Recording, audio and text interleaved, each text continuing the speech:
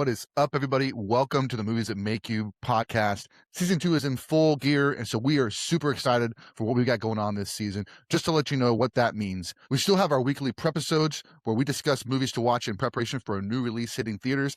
I got my buddy POPpaGoss on those each and every week. Those drop on Mondays at 6 a.m. Also, we have our Creators Conversations. This is where we're interviewing people from the business and beyond to discuss what they do to create and how they create their art. We will be releasing one of those interviews a month, so be on the lookout for that on YouTube. We're also doing our monthly watch-alongs where we pick a movie to watch. We live stream our conversation while we're watching the film on YouTube. This week, we're celebrating Black History Month. We're going to be discussing essential Black films. We've got our buddy Tommie from the Popalicious Popheads. He's going to be lining down that list for us. It's going to be a good time. We hope you also check out our website at moviesthatmakeyoupodcast.com. There you can see all of our social links. You can listen to the podcast.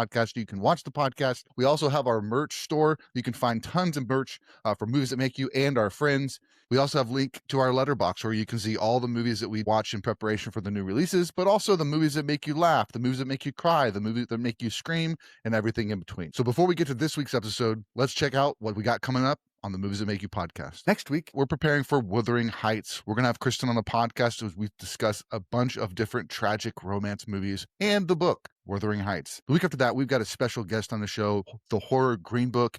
Brendan's going to be discussing the movies that he finds fascinating from around the world. The week after that, we are celebrating the franchise that brought POPpaGoss and I together, Scream. We're going to be discussing all 6 prior films in preparation for Scream 7 hitting theaters that week. The week after that, we're going to be preparing for The Bride. And in order to do that, we're going to be watching a bunch of Frankenstein stories, and we're bringing our good friend back to the show, Horror Cat Dad, as we discuss these classics.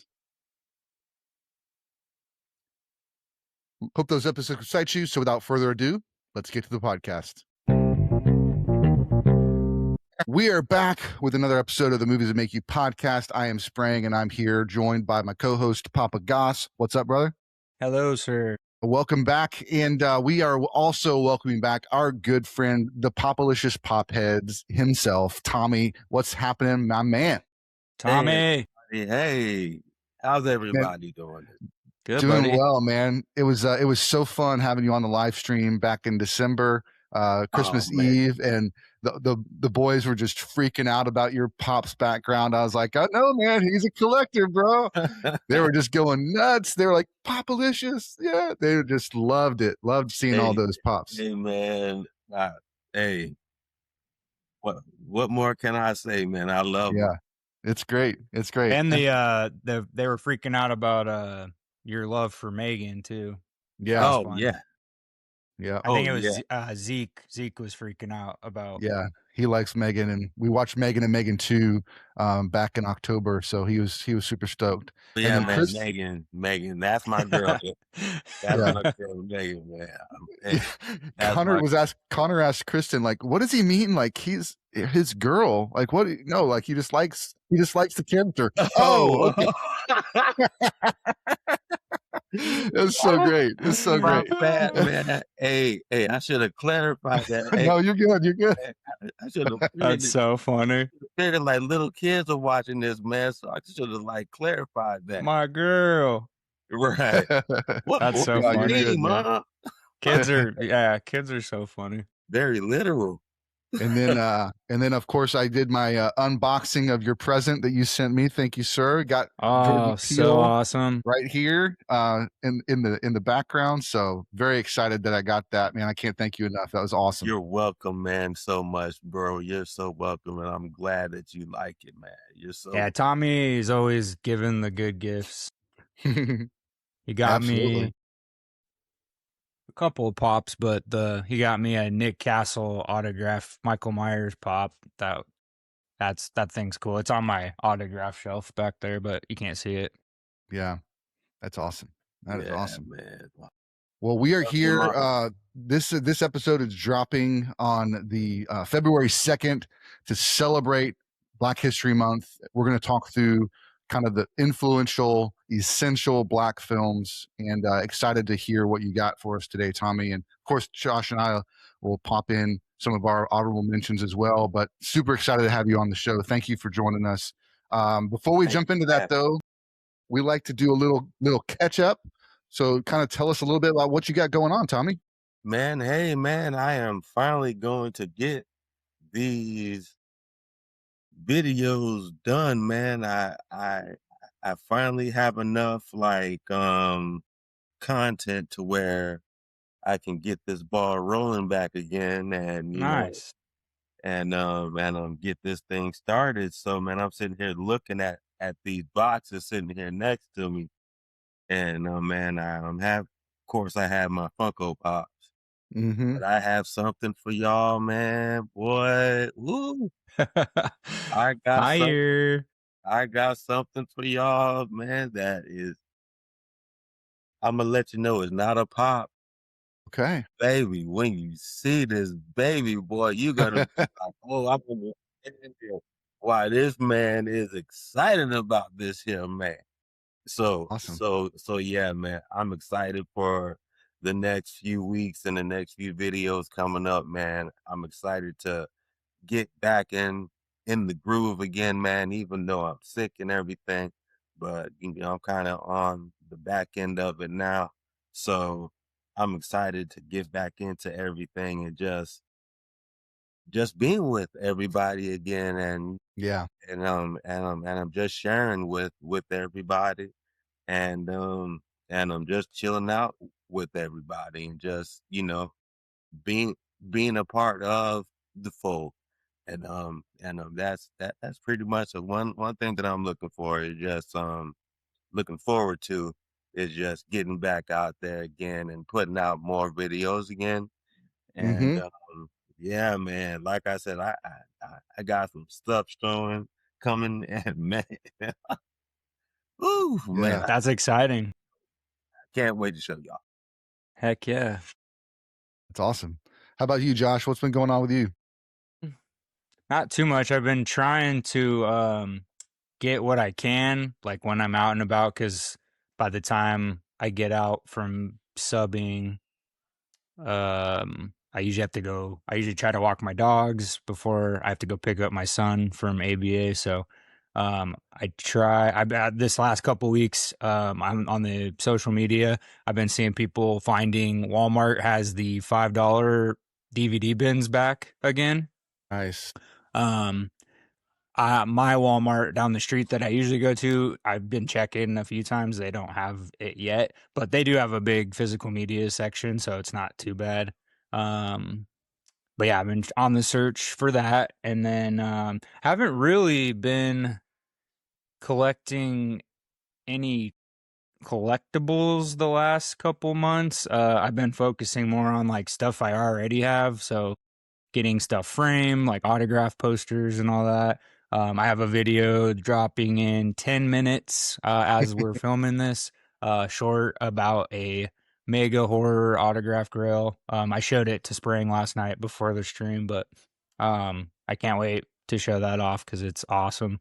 So I got that finally framed, and then yeah, just kind of prepping. I've been more focused on this podcast than my normal channel, but I try to put at least a short or a long form video out once a week, just so, people can still engage with my channel. So Yeah, I hit a big absolutely. spike, and then once I crossed 1,000, I got to 1,100 pretty quick right Mm, after that. that is Nice. awesome, bro. For real, for real. Yeah, well, I was super excited. I never thought that would happen, but it was exciting. But then because I thought I could start, making money once I hit 1,000, but you have to have like a ton of watch hours as well Yeah, to Got you. start to click that. And yeah. I'm still kind of far from that. I'm getting a lot of views still, but like it's not. My shorts do really well. My long form, I haven't been doing as many recently, unless they're like important. But those just unless it's like a hunt, like a box lunch or Target or whatever, they don't really. Nobody, even like my convention videos, don't really get a lot of views. But I have the most fun making those ones because they Mm-hmm. have more cool stuff that I actually like. So Yeah. it's fine. But yeah, just trying to put at least one video out a week if I can. But yeah, my main focus has been the podcast. I'm trying to get guests to come on for our creator conversation. So I've been networking on social media and emails like crazy, just trying to get some people. We got some cool people coming on pretty soon, so that's exciting. But yeah, other than that, just staying warm and watching movies as much as I can at night, late at night. Yeah. So no sleep. No Staying sleep warm. till Brooklyn, right? No sleep till Brooklyn. Awesome, man. No, I appreciate all the work you're putting in and helping out with the podcast. That's for sure, man. Oh, it's fun, man. I love it. We're having some fun, like, and that's kind of what I was going to say. This, like, I'm just having a lot of fun looking ahead at what we've got coming out. We've got so many great guests. We've got so many great friends that are coming on over the next few weeks, and kind of kicking it off here with Tommie. Excited to have you back on the show, man, for real, Thank and you, to talk man. about these Thank you for movies. having So me, man. Yeah, I Yeah, always love absolutely. having For having Tommie me. on. Yeah, and we'll get you on a Thank you, live man. stream sometime too when you have a work schedule where you actually can kind of get some rest before, and you don't feel like you got to stay up all night again. Yeah. I don't want you to. Bro, I don't mind staying up. Just let me know when y'all would like me to be on, because Mhm. like on those days I can just take me a Take nap a nap or during the whatever. Yeah, day yeah. and then wake up, do the live stream and then go right on back to sleep after a little while or something like that. Well, I think I don't know. So we got two coming up that are kind of big. Mhm. Well, actually three. We'll see. So we got in April, we've got Godzilla for the 70th Up. anniversary. Ooh, In 70. Nice. in May, we've got two scheduled. Top Gun for the 40th anniversary. Ooh. And then we're going to do Scream watch along on the 19th, which is a Tuesday before Frightmare. So that might not work with your schedule because if you're working or whatever. So, but I'll send you those dates and see if any of those hit, because I don't know if they're on the weekend or whatever. I just tried to, I schedule the live streams based on the day that the release happened. And so depending on when that happened, it might be in the middle of the week. But I'll send you those to see if any of those hit. And then, of course, I can send you the rest and just see if any of them even pop off as being like, oh, I definitely want to be on that one. And then we'll see if we can make it work. But Okay. yeah, lots of good live streams coming up. Excited for that. And we've got some fun interviews. Actually, Oscars month in March, we're looking to have Alex Armbruster. POPpaGoss, tell him a little bit about who Alex is. Yeah, so Alex, he's been on a few of. Actually, he was on one of my buddies who lives in Nashville. He was on his podcast, and he's real easy to get a hold of. I had talked to him on Instagram, but he's a stunt actor. He's like a martial artist. He does just regular stunt work. Most notably, though, as like an actual character. You don't see his face or anything, but he is the main actor who physically was John Carver in Thanksgiving, Eli Roth's Thanksgiving, which is really awesome because I love that movie. But yeah, super nice guy. I've been talking to him the last couple months, and we finally pinned down a date in a couple weeks, so we're gonna record that.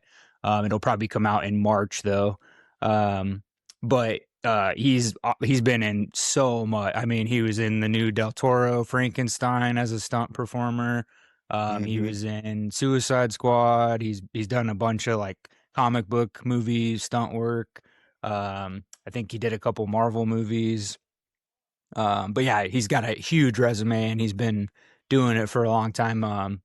He as a Canadian, he lives up in Canada, but super awesome. I'm super stoked to that he said yes, and he's going to be on, so that'll be perfect timing since Frankenstein just got 9 nominations at the Oscars. So I actually just watched it on Netflix, not last night, but the night before, and it's pretty good. It's a very beautiful take on the old story, and I know Del Toro, that franchise, well, that character means so much to him. That's what got him into filmmaking in the first place. So for him to finally get his chance to do his version of Frankenstein is really cool, and the cast is phenomenal, and I'm just so happy it got any nominations, but 9's pretty big. It's not Sinners big, but that's pretty good. 9 nominations. So And Tommie, you but watched yeah, we're that gonna have last him night. on. You watched that last night, right, Tommie? No, Frankenstein, or this recently? I watched it 2 weeks ago. Oh, Okay, okay. gotcha. Yeah. 2 weeks ago was when I watched it, man, and I thought it was just gorgeous. It was Oh yeah, one beautiful. It's one of the beautifully shot. best films I have honestly, and I'm not BSing y'all, one of the best films I've ever seen in my life. Oh wow, yeah. No, it's. The best film. I Yeah, was telling it's great. Spring I need to go rewatch the ending again because it was real late when I finished it, and I was on checking emails at the end too, which I shouldn't have been doing. I should have been paying attention, but Yes, you have to pay just attention. so much like it just has so much like poetry. Like I know, Mary Shelley's book that it's based off of. Um, like we got the Kenneth Branagh version, which we're gonna talk about to prep for The Bride. We're gonna talk about Mary Shelley's Frankenstein and that one, and Del Toro's Frankenstein, but all the different iterations that have been done. Like this one was one that felt like the version of the book that like came onto the screen because of just like the poetic dialogue and the and like you said, I mean, like just how beautifully it's shot, and we were immersed in this, world that it was like from the page to the screen. And Yes. then Yeah. obviously Del Toro put his little takes on different things, like how he looked and stuff. But I think that honestly, I think that was a little bit more accurate to the book, like, having long hair and all It that. was Like I like smooth, having the man. different body parts. Like they didn't really dive that much into that, even in like the OG Frankenstein. So for him to get his chance to do his version and like do it as much justice as everybody else wanted to that loves that character, I thought was really cool. So I can't wait to talk about that on the Mhm. Frankenstein podcast. And I can't wait to watch y'all do that because that one right there, man, that was one of my favorite movies now because that when I watched, I was like, man, damn, Yeah. they Yeah. they crushed that movie. When Yeah. I think I saw a clip on social media, Alex put together like a reel of like some stuff that he was in for scenes, and the Frankenstein one popped up, and I think he was the stunt. I think he was like the actual like Jacob Elordi's like stunt. He did like a couple of the fighting sequences and cool stuff. But I mean, I can't wait to talk to him about, what it was like being on a Del Toro set. I mean, he's been on some awesome sets, but like to be on a Del Toro set and it's Frankenstein and it's like It's so has such crazy a because lineage.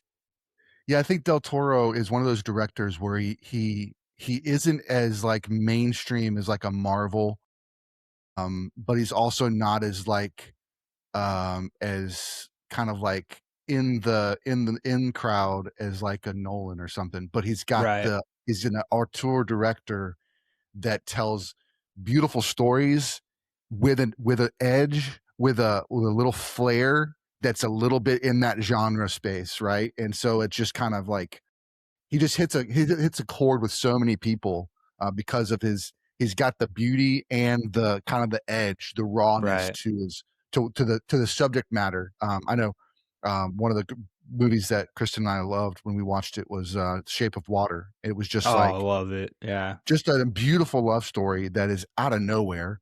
It's so weird by common, Right. people's terms, Yeah. but man, it was so beautifully done. Yeah, Yeah, definitely it's check that out. he won best picture for that one. Actually, I have that's what autograph I have. I have his autograph on a poster for Shape of Water, and then I got Doug Jones to sign Mhm. it when I met him because Yeah. he played the creature. And yeah, that's a beautiful film. I mean, I even like I know the movie overall people didn't really, they didn't hate it, but like they didn't love it as much as his other ones. But because of how beautiful it is, um, his movie Crimson Peak, I was just like I was that thinking you were gonna movie say that one, is yeah. talk about he's just so good at like his gothic horror stylings. Even in Shape of Water, like there's a Mhm. lot of the cinematography. He has a great cinematographer, but it's just like he does gothic horror and like that dark setting. He does it so well. Even like Nightmare Alley, it's not his strongest film, but like that has a lot of really awesome shots in it as well. And Nightmare Alley, Crimson, those are all well, Crimson Peak's part of Arrow Video. But Nightmare Okay. Alley is on Criterion Collection now. So yeah, he's just an important filmmaker, and he's well respected too, which is cool. Yeah. So Yeah. You Awesome. said you have his autograph too? yeah, so I found a 11x17 Shape of Water poster. It was like 2 weeks before Frightmare, not last year, but the year before, and because Doug Jones was going to be there, and I love Doug Jones. He's one of the first time I've met a lot of celebrities. Doug Jones was like one of the first times I got like actually starstruck. He's just such a nice human being too. But and he's also in the movie that I'm an extra in. I got to set Nice. and they had a fake convention set up for the movie, and he plays himself in the movie. And his banner, I worked as a staff member for the convention, and so my table was like 2 tables down, and then I looked. They were filming another shot over, but past where I was, and I saw the banner and it said Doug Jones and it had his picture, and I was like, Doug Jones is in this movie. This is so That's freaking amazing. cool. So yeah, Ron Perlman's in it, and Julie Benz from Dexter. I Dang, have it's kind of a little bit of a Hellboy yeah, reunion Hellboy there. yeah. So, well, and then I forgot to tell you, the director, Michael Zara, he just followed me on Instagram because I posted they're trying to raise a little bit of money to finish the movie finally, so they got to do some editing and stuff. But I might hit him up to see if because the movie's probably going to come out. They haven't announced a release date yet, but I would imagine if they still have to do some post production, maybe they're gonna just save it for like October, maybe. But yeah, maybe we can get him on right before the movie comes out.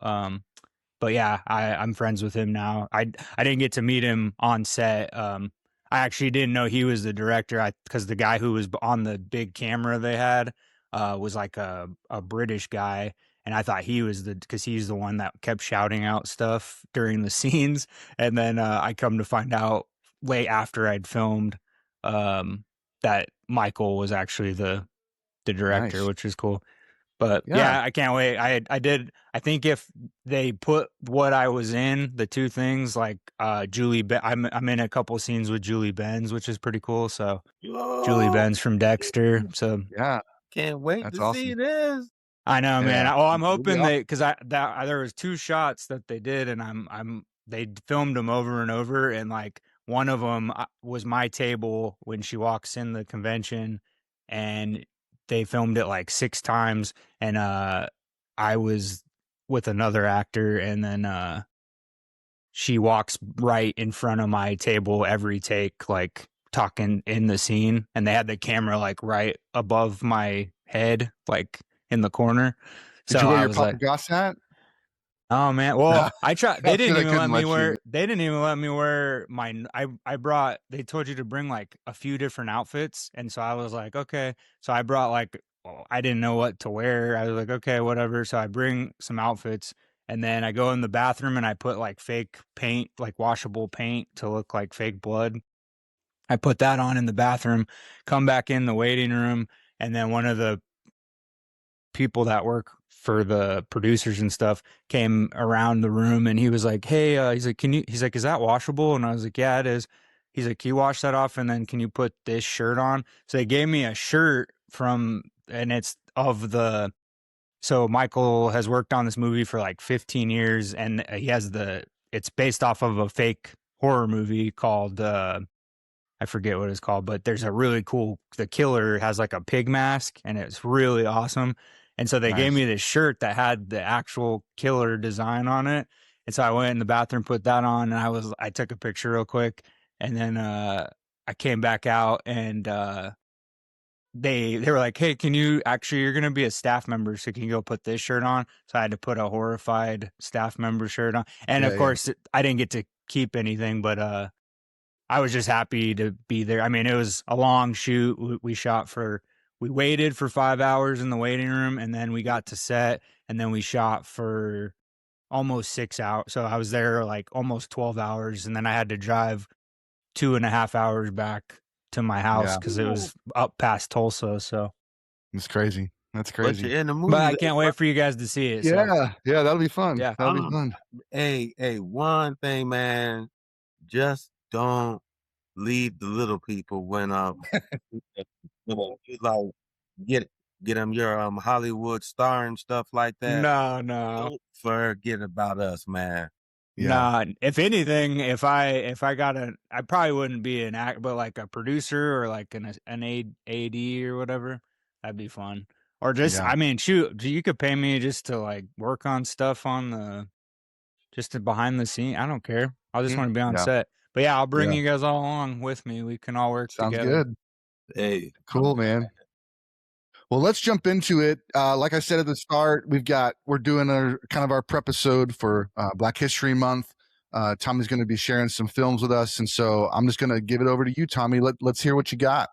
Okay, man. We are gonna talk about like some of the movies that like have influenced me, and some of these movies may not be some of these like really super old movies and things like that, but they're movies that I think really talk about the Black experience, and movies that'll really illustrate different things that I think, one, if you ask a question like, well, okay, what happened with Martin Luther King, that'll give me a accurate description that'll be on in a film, and I'm not just in like maybe some YouTube documentary.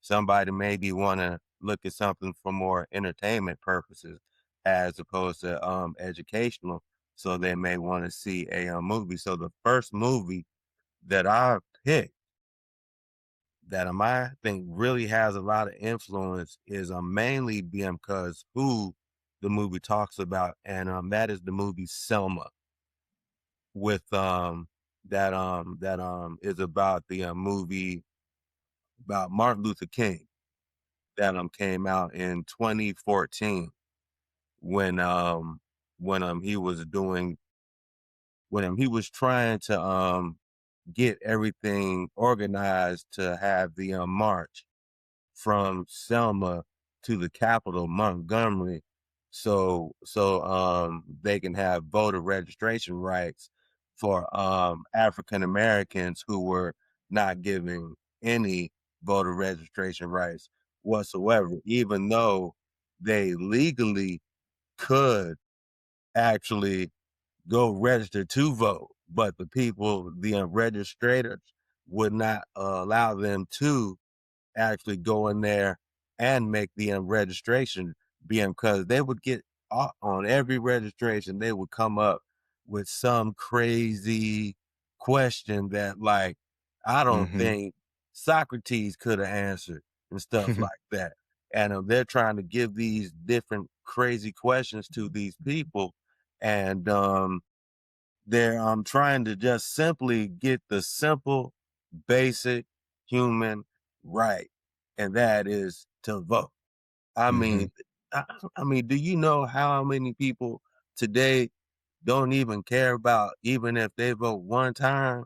And I'm like, you had people like literally dying, and I'm not just talking about African Americans just dying. I'm talking about during the marches that Martin Luther King organized. This movie was directed by Ava DuVernay, and she was the first African American female to have her movie nominated for an Oscar. So this movie was like really powerful. And the gentleman that played MLK, what is his name? And I have it written down here. David Yeah, Oyelowo. yeah, there it is. David, yeah, man, and the portrayal that he did of MLK is, I really love how Ava showed not only MLK as the shining star MLK that we know of him to be, but it does show the more controversial MLK, because when the FBI had gotten involved in investigating when J. Edgar Hoover gotten involved with wiretapping his house, and he ultimately found out that MLK wasn't really doing everything is kosher as he should have been, and he had like some outside indiscretions outside of the family that cast a bad light on him with a whole lot of people. Like, you're supposed to be doing all of this. How are we supposed to listen to you? And we got proof that you're out here doing it because it's on tape. So he not only had to deal with this drama, and so he had to also deal with just the drama of just trying to just organize all these people so they can get together and try to vote. And he was trying to do this with different feature activists like Andrew Young and people like that, and John Lewis and people like that. And it's like, just wow, how did like one man take all that? Could you imagine all that pressure just being on your shoulder and just being like, okay, this is mainly on me. So like when he was doing this march, man, people were literally out there getting beat up. People were literally getting shot at. People were literally losing their lives. People would have baseball bats with barbed wire wrapped around it, beating people, women, children. Didn't matter who it was, white people. If you were white and you were out there with those black people, they were beating you down too. So like it was definitely nothing nice for anybody out there. And this movie is so important because it puts it right in your face. That's what I really love about it, is because it puts it right in your face of what was going on, and it lets you know, like, man, hey, this really happened. Even though like people want to like take certain things, I feel, out of American history and stuff like that. They want to take out some of the ugliness that is American history, but you can't take out the ugliness that is American history and look at what we have today, because even today we still have some ugliness today. Because I had some ugliness happen to me at work the other day that I'm not gonna sit here and talk about, but I had some ugliness happen on the job the other day. You know what I'm saying? And it's just like, we're in 2026 and it's ugly, and this ugliness still going on. And I told my dad about this. My dad is 75. And my mom and pop was like, I can't believe you actually had to hear that come from out of somebody's mouth on one of our military bases. I can't believe you had to hear that on your job. I was like, me neither, Pop. And I was almost in tears because he was almost in tears, because he was like, after everything I went through when I was younger, to go through with civil rights, and to go through, and I say that because MLK was fighting so hard for civil rights, and even today it's like we really have come a long way, but damn, like how far have we really have come? Cause like just the other day, man, I had something happen, and it's really messed up, man. It's really messed up, man. It's really foul that something really like that could like happen these days. And this movie, like I said, man, is really pivotal, and I really like how it showed the 1965 Alabama voting rights act, trying to get everybody registered to vote. And that's like my number one first movie that I have to talk about would be Selma. So I don't know if I want to share anything from that or. Yeah, absolutely. I just, you said a lot, man, and it is heartbreaking that we are in 2026 and still dealing with some of this stuff. Like any of this stuff. None of it should be happening still. And that just breaks my heart, man. And I think one of the things that Ava did in this movie was highlighted the fact that this stuff was happening all the time, but nobody believed it. And it was MLK going down there after the bombing of the church and the 3 black girls that were killed. It was like him thank you. They were killed. And so he went down there to shine a light on the reality of what these people were facing, because nobody would believe it.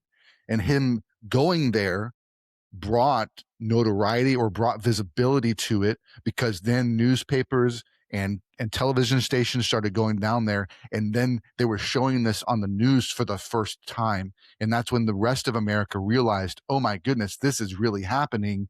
And then they started coming down, as you were saying, people that were not of color were coming down to support this march and support these rights. And they started standing together and then journeying. And they tried it the one time, and then they had to back off because of the violence. And then news crews were there, and then they were able to cross. It culminates with President Lyndon Johnson finally signing the Voting Rights Act of 1965. And I think it does a really interesting job too of portraying that character, because while he signed that bill, he was very frustrated with what Martin was doing.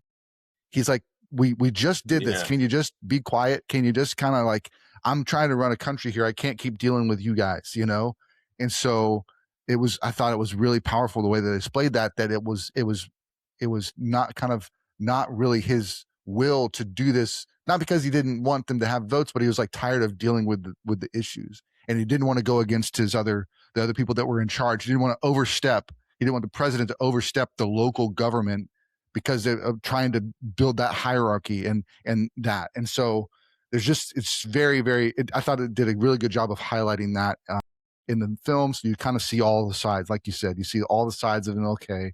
But at the end of the day, what he stood for and what he accomplished through bringing people together did make an impact in 1965 that we're still seeing the remnants of. We're still seeing the journey of the civil rights movement because of this event. While we may have come a long way, it's times like these where we recognize we still have a long way to go. And it's hopefully we'll get there within our lifetime, because it's so terrible what people are still facing, and that what you're still facing, Tommie. I can't imagine. So thank you for sharing that, man. Yeah, thanks, Tommie. Not a problem, man. One last thing one of the things I did want to mention was, this was actually one of the first movies on the podcast that we did on the podcast with the boys 2 years ago. Really?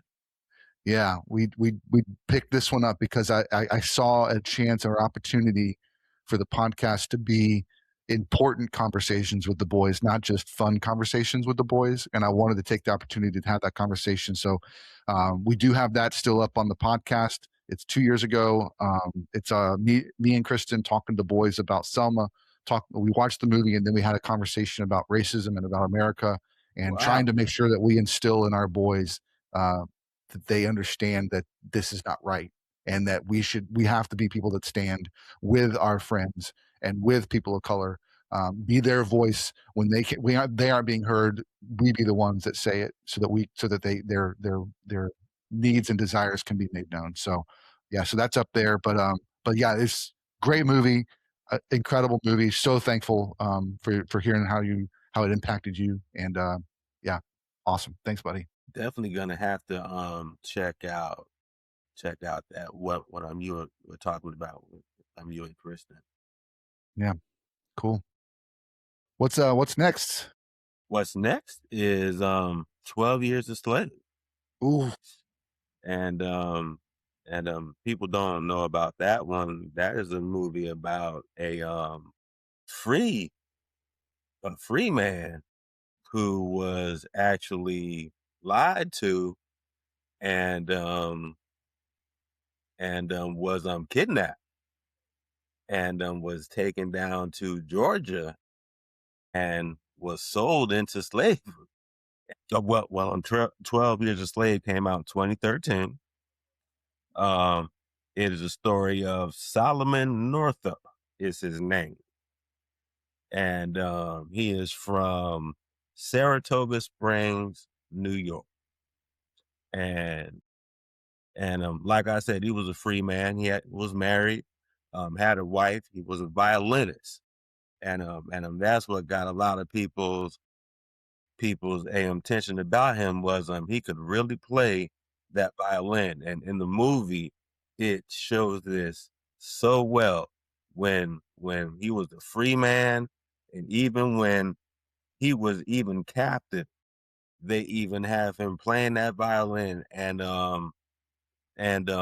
it is really some of that down home bluegrass violin playing that a lot of people would love to play. I would love to know how to play something like that because I used to play the violin back in the day in school and stuff like that. So I would learn how to just pick his brain and learn how to play something like that. That would be really cool to pick up about Solomon. But yeah. Solomon was played by, I know that I'm gonna butcher his name, but it is Chiwetel Ejiofor. Hope I didn't butcher it too much. Did I butcher it, fellas? No, I think you were good. Chiwetel Ejiofor. Yeah, you were there. Ejiofor. All right. So but I love his acting. You were feeling what he was feeling. Like I said, he was a free man, right? And he was asked to go to Washington, D.C. with these two guys. And he agreed to go to Washington, D.C. because he was thinking that it was going to be a job for him playing his violin down there in Washington, D.C. at a carnival. So when he went down there, he was expecting to have a job. So he thought that he was going to be doing something similar to what he was doing up in New York. So when he went to D.C., when he was down in D.C. in the movie shows this.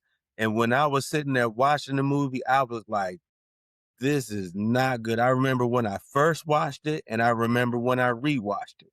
I was like, this is not good. Everybody was sitting at the table. It was him and the two gentlemen who were supposed to be like the carnival managers or whoever they were supposed to be that were organizing him to go down to Washington, D.C. to play the violin. And if you notice in the movie, when they were drinking that wine, they kept on filling his cup up all the way to the brim. And when they were filling their cup up, they were barely putting anything in there. And for Solomon's character, he just kept on drinking like, everything was good. Yeah. So like everybody's partying, I'm about to make me some more money. So let the drinks flow and everything's gonna be good. But ultimately he got really super sick and stuff like that right outside of the venue and ultimately passed out. And when he woke up, what did he wake up to? He woke up to being in a room, shackled up hands, shackled up feet. So he's sitting here trying to break loose and everything. Don't know what's going on. And what is really funny is the people that kidnapped him. One of them came back down there and was checking his chains and stuff like that. And Solomon was just sitting there like screaming, like what, what are you doing? I'm a free man. What are you doing to me? And dude really didn't say nothing. Really didn't care about what was going on with dude, because you figure ultimately he's already been paid for what he's been paid to do. So why would he even show any care or compassion for this person who's he's already sold and don't care nothing about anybody? And it was really unfortunate when Solomon actually understood what was happening to him when the other dude walked out and this other man came in and he asked him a question. Are you a slave? Was the question that he asked him. And he was like, no, I'm a free man.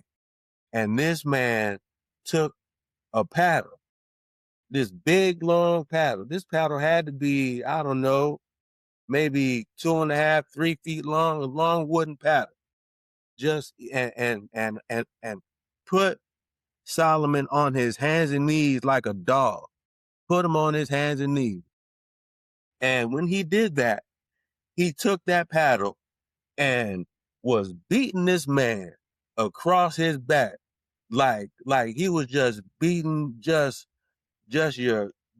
something lower than an animal. It just didn't make sense how he was just beating this man and just having to view it in the movie. Like just seeing it in the movie is something different. Can you imagine having to actually go through something like that or seeing something like that in real life? Or actually, if you was out there in one of them barns and listening to somebody out there getting beat like that, because you know what's going on out there. And just when I was watching it, I was like, oh my God, how? And it was just a merciless beating. I mean, he beat him so bad with that thing that it broke. And when that thing broke, he got a whip and just kept on beating this man. I mean, this is his introduction into being a slave. This is his first day being a slave when that man asked him, are you a slave? And this is his introduction, like, oh yes, you a slave today. Your name is Platt from Georgia. You are not Solomon Northup from New York. You know what I'm saying? You are Platt from Georgia. You are just your basic slave. I don't care what you think you are. This is what you are right now. Yeah. After he got whipped up and everything and stuff like that, he didn't have nothing else to do but to fall in line. So that's what he did for 12 years of his life. He was sold into a free man. Can you imagine being free and being sold into slavery for 12 years of your life being sold? And this man was sold not once, he was sold like three times, or something like that with different slave owners. And it seemed like the slave owners got worse when like the years went on. The slave owners got worse because his first slave owner, he was like pretty kind to his slaves. You know, he tried to like preach the Bible and things to him. He took care of them and things like that. But then he ultimately, he didn't have enough money. He couldn't keep the slaves and stuff like that, so he had to sell out the slave. Then the next slave owner that he ran into was nothing like him. He was a vicious. He was another vicious slave owner. I think the first one might have been Brad Pitt and then Michael Fassbender, because I know Michael Fassbender played the really bad. I believe Michael Fassbender played the bad. Yeah, Fassbender played the really bad one, but Brad Pitt played Samuel. Okay, that was the guy who helped Solomon get his letters to the people in New York to show that he was a free man. Got it. Yeah. That because he was the first one that Solomon told his story to, that actually listened to him and actually believed his story, was Brad Pitt's character. So yeah, that man, wouldn't it be crazy to be a slave for all these years and you don't trust anybody to tell your story because you done been through all of these things? And Fassbender, like you mentioned, Sprang, in the movie, y'all, like please watch like these movies. If you have watched them, and even if you haven't watched them, please give these movies a look, man, because like it'll really like give you some perspective on the Black experience that'll give you like a really true and real perspective on like what really happened with these Black people in slavery. What really happened to this man who was free and who was taken and who pretty much didn't know whether he was gonna live or die. The way that he was getting beaten and getting hung and barely being able to hold his tippy toes on the ground and just seeing all of the whip marks up across his back and his chest and his back and just everywhere, and just the way they depicted the action of everything like that and the brutality of it. Like, if you can capture that in a film, like what was it like in real life? If that's what it looks like on TV to us, like what did it really, really, really look and sound like when it really happened? Because it almost has you in tears and stuff like that when you see it. So what does it really, really look, and what does it really, really feel like if that's what it was, that's what was going on? And ultimately, when Samuel was finally let free in January of 1853, because all this stuff started in 1841, y'all. He was stolen in 1841, and he was not returned home until 1853. He had to endure that hell from 3 different slave owners. One was good. Even though he was a slave, he was a pretty decent slave owner. But the next 2, they just got one was vicious and the other one was more vicious. And it was awful until that man got Brad Pitt's character, Samuel, who was a carpenter who I believe was from Canada. And he came down to help Michael Fassbender's character, help him build the house that he was trying to build, because Samuel, I guess he wanted him to build the shingles and the boards and flat lines. And Samuel, being educated, tried to show him a different way. And he wasn't having that. So he took a beating and everything for that, because he got a little mouthy and stuff with him and stuff like that. So he took a beating, and actually took a few beatings, to be honest with you, about building this structure. And Brad Pitt's character came down, and he came down and he was helping Samuel build the structure. And they got to talking and everything like that. And Samuel was telling him about his story about being stolen from New York. And ultimately, it was Brad Pitt's character, Samuel, who got the word up to a lawyer in New York and his family. And his lawyer friend up in New York, who just happened to have the name Northup. I think it was Henry J. Northup. And he was the attorney who came down from New York to Georgia, or New Orleans, to let the people know that this is signed paperwork from the governor of New York that Solomon Northup is a free man. Release him right now. And that's exactly what happened. It was because of Brad Pitt believing Brad Pitt's character, Samuel, believing what he said and taking a risk. Because can you imagine a Caucasian man, a white man, taking a risk like that in 1853 Right.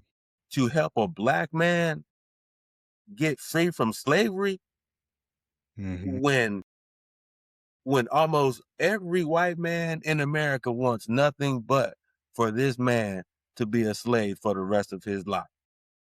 So it was really crazy how this man spent 12 hellish years being a slave from being free.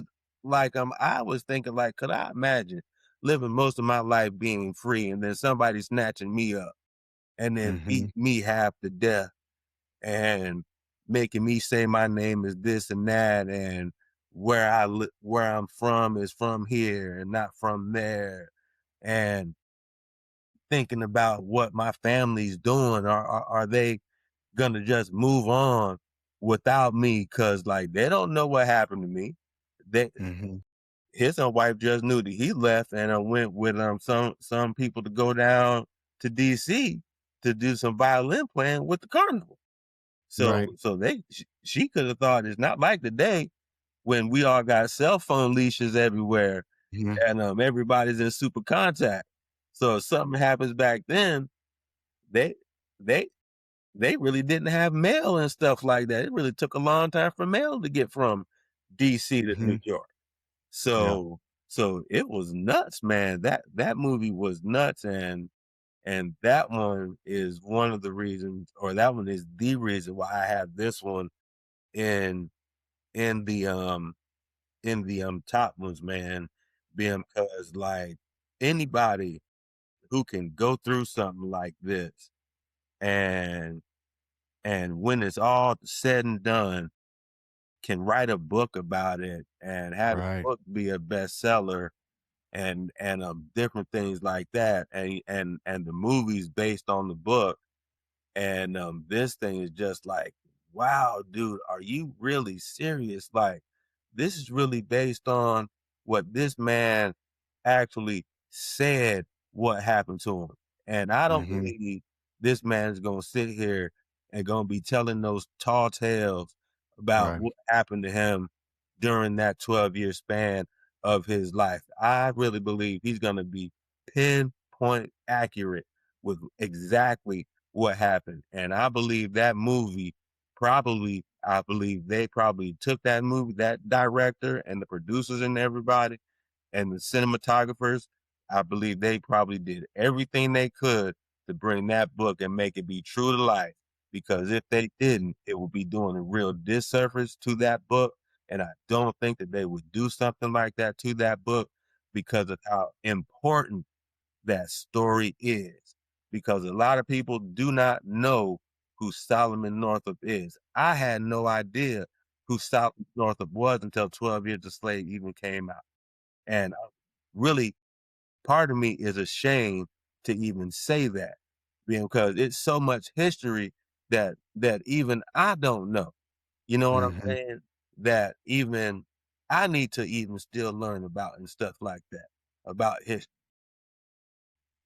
If I need to know about it, and I'm 53 years old, it's other people who need to learn about this history because this history cannot be forgotten. It can't be forgotten. Because if we forget about any of this stuff that has done happen in our lives and things like that, if they say if you forget it, you bound to repeat it. So we most certainly cannot do anything like that. Because like you said, we've come really far. But man, we don't need to go back to anything that looks anything like the way that it was in 1841 to 1853 when he was set free But even though he was set free in 1853, down south, things wasn't going right in no 1853 in America. And we all know what was going on in 1853 in America. And it wasn't anything good. Maybe up north they had it good, but down south it wasn't. And Mr. Northup, he got a dose of what it was to live up north and have that nice life where you were free and you didn't have to look over your shoulder every day to see if somebody was coming up behind you to see if you got some paper or something like that to see, or actually not even to see if you got some paper, because if you a black dude down south, if somebody wanted to snatch you up, they can just snatch you up without you having any paper at all, just because they want to snatch you up. So it's not like they had the same rules like up in New York. And this movie shows you that too, because up north, you ain't getting snatched up like that because you got your paperwork and everything like that. So down south, they don't care if you have paperwork. They'll take that paperwork and burn it up and snatch you up like they probably did so many other people. And this is what you get. And Mr. Northup, he had this happen in the nation's capital, where that was a free state. You were free there. And he got drunk and kidnapped in the nation's capital, Washington, D.C., where the president lives. You understand me? The president lives in Washington, D.C. That's where he gets kidnapped from. And that's where his whole ordeal starts, in Washington, D.C. Come on now. And that's why that movie had to be on the list. Absolutely, man. Josh, you have any thoughts on 12 Years a Slave? Yeah, I mean, super powerful movie, obviously. And I think more importantly, the creative like group that worked on that film. I think Steve McQueen is a very pivotal filmmaker for not just Hollywood in general, but like obviously the African American community.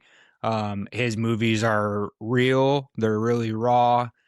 He's not afraid to do what he does. If you look at all his filmography, I mean, he's done some like very intense work.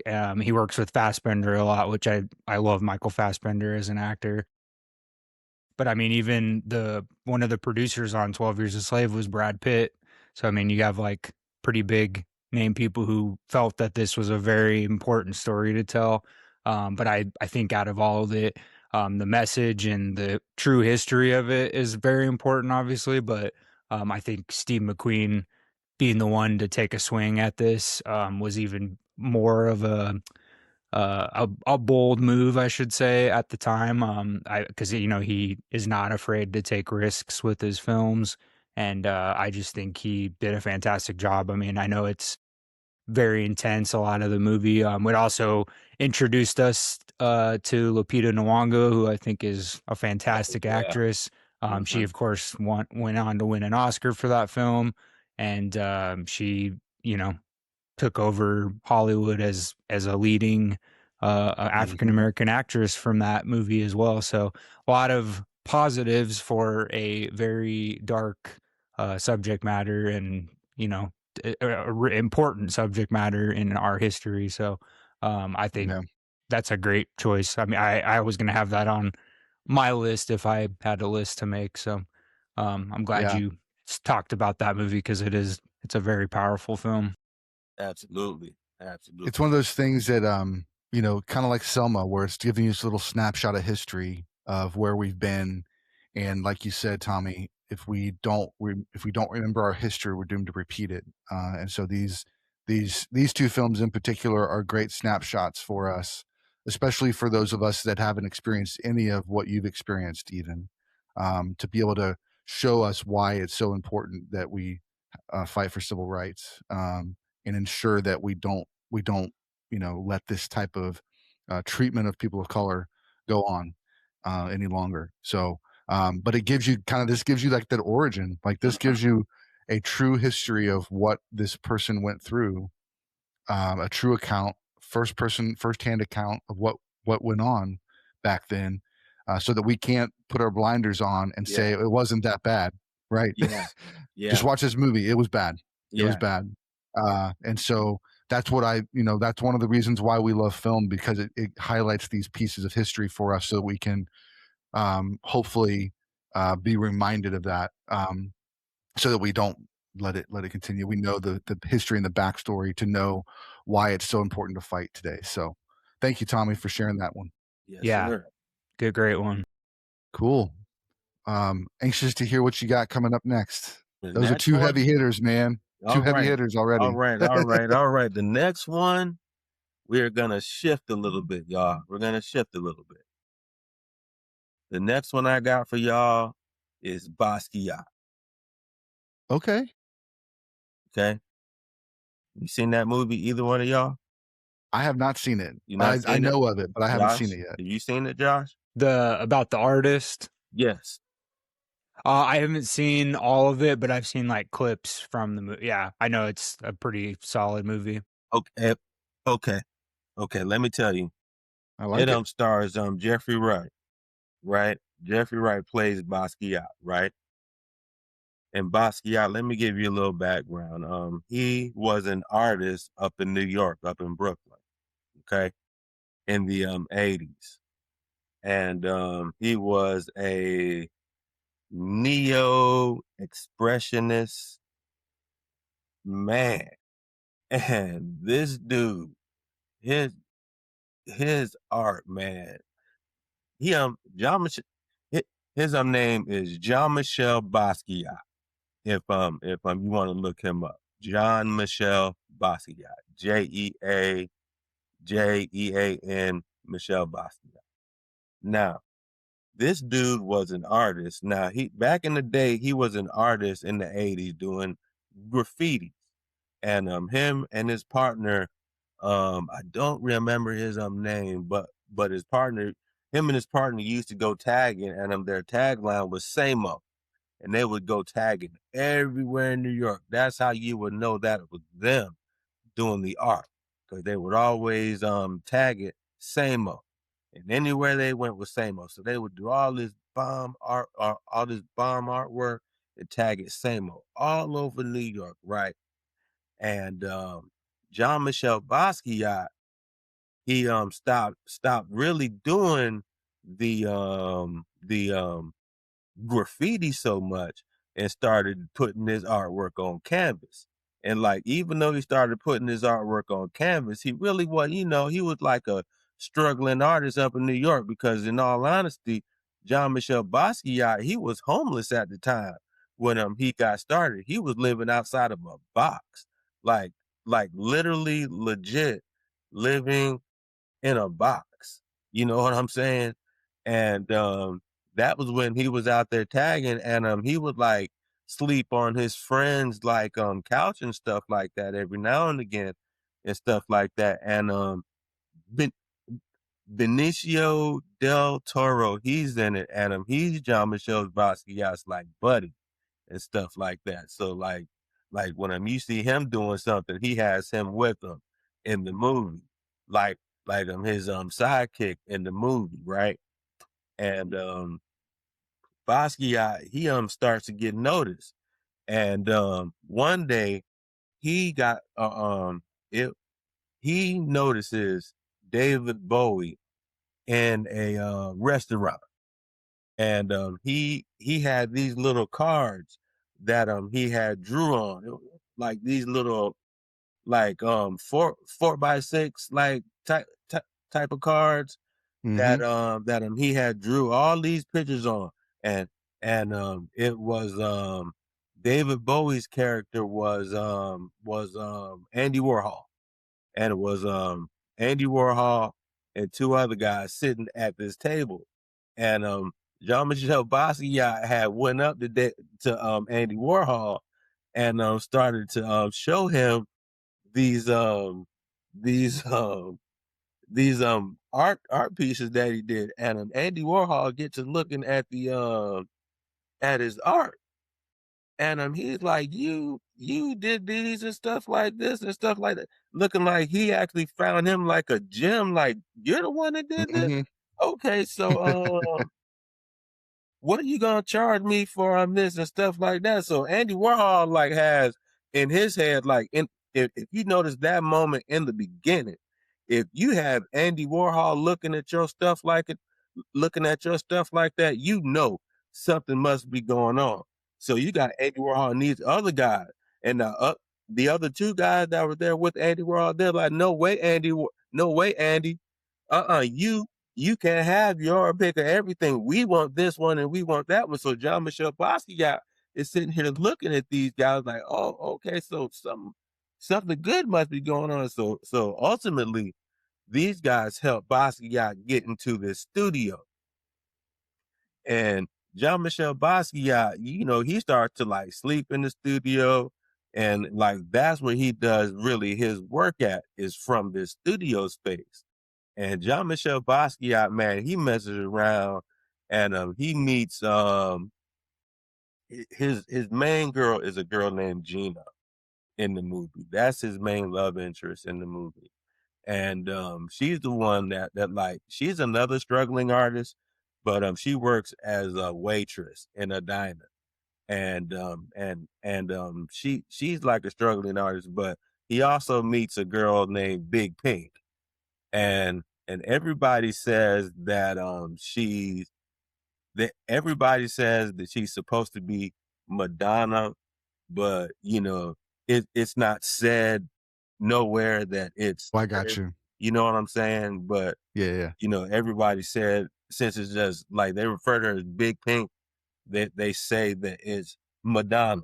So man, and it talks about that whole situation with Basquiat and his love life, and you got him dealing with his love life, and he's trying to he's being this artist, and then all of a sudden he's making this art, and his art is just like, people are really starting to feel his art in the New York art scene, and they're like, yo, who is this artist Basquiat? And everybody and Warhol starts to buy his, like, legit, even though they're friends, starts to actually buy his stuff and actually make sure he has procured him some Basquiat paintings that he can have in his own collection, that he probably knows is one day is going to make some money. You know what I'm saying? And it wasn't only Warhol that was doing these things. He was having these open houses at these auction houses and stuff like that, and his stuff was selling out. Everything was selling out from his auction houses and everything like that. And unfortunately, with everything that this man has done, he has had a troubled life. Like, all throughout his life has not been good. Since he was a young child, he's had issues with his parents. He's had issues growing up. He's had different struggles that a lot of people have gone through, that have broken a whole lot of people. And I think his art actually reflects, like, if you really look at some of his pieces and some of his art, you can see some of the pain that he's actually been through and stuff like that. Because, like, one prime example, if you look at it, it's a painting called The Skull. And it's a picture of a skull, abstract skull from the side view. It's a profile view of a skull. And I won't say it looks weird or anything like that, but it does have a dark tone to it. And that is one of his more favorite paintings. I forget how much it sold for, or if it's in an auction house, but the last time I personally checked, it was years ago, and it was at a museum in California. I don't remember the museum, but I it just may looked have, it up. It's the Broad Museum in Yeah. Los Angeles.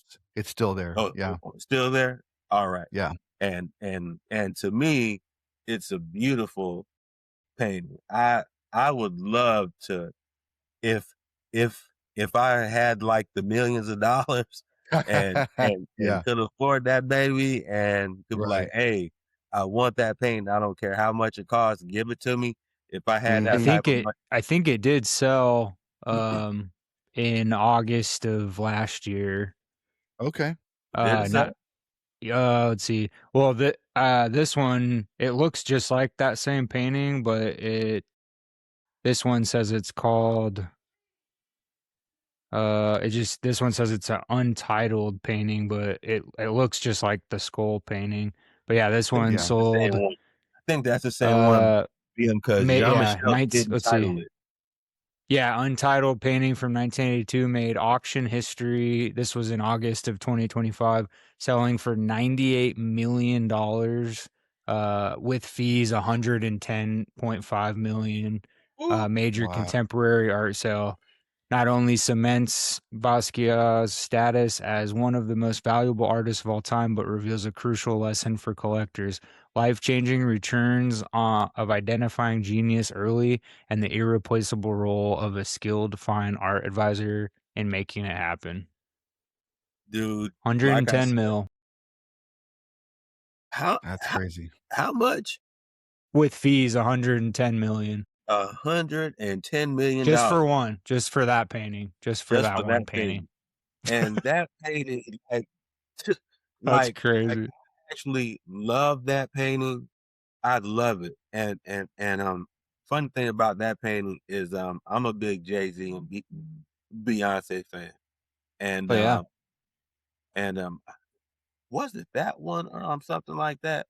But it was it was the skull because it's a picture of Jay-Z and Beyonce and the movie or and the video Ape Poop. I won't say the real name of it. It's ape Got stuff. Okay. Yeah. And Yeah. at the Louvre in the video for that, they're standing in front of the Mona Lisa in the actual background. But there's an artist called Nick Styles who did a painting of Jay-Z and Beyonce with the skull painting in the background. And I have it. It's in storage now, man. I wish that I can show y'all. But man, it's this big old painting with the actual painting of the skull in the background with Jay-Z and Beyonce sitting in front of it. And man, that skull painting, the skull painting is the reason why I got it. Jay-Z and B, I love them, yeah. But the reason that I actually got that thing was for that painting because I was like, I'll never be able to purchase a skull painting, but I might as well get something that has the skull painting on it that I like. Yeah. Because I'm not gonna be able to get a Basquiat painting. Like, come on now, let's be for real. Little old Tommie, Popalicious Popheads. Boy, I am gonna have to make a whole bunch of videos go really viral for me to be up in that type of tax bracket to get a Basquiat. You know what I'm saying? So yeah, man.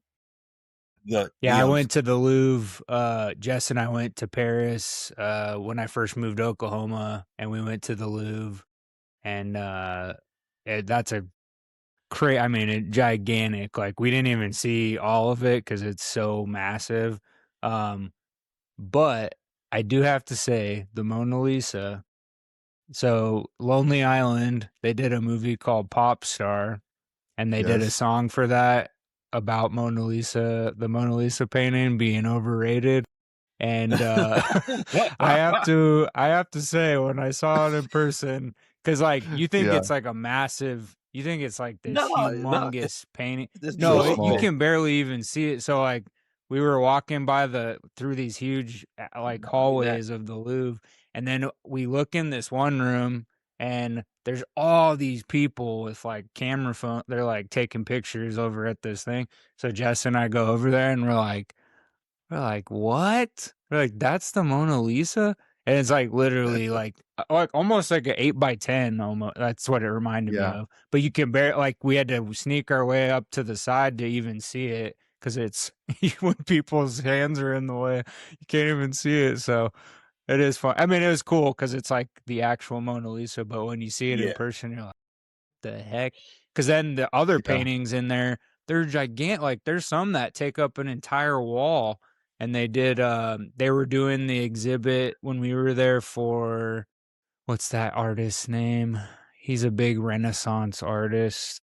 He did like Michelangelo? Coldplay. Leonardo? He did the Coldplay album cover for Rembrandt, Viva La maybe. Vida.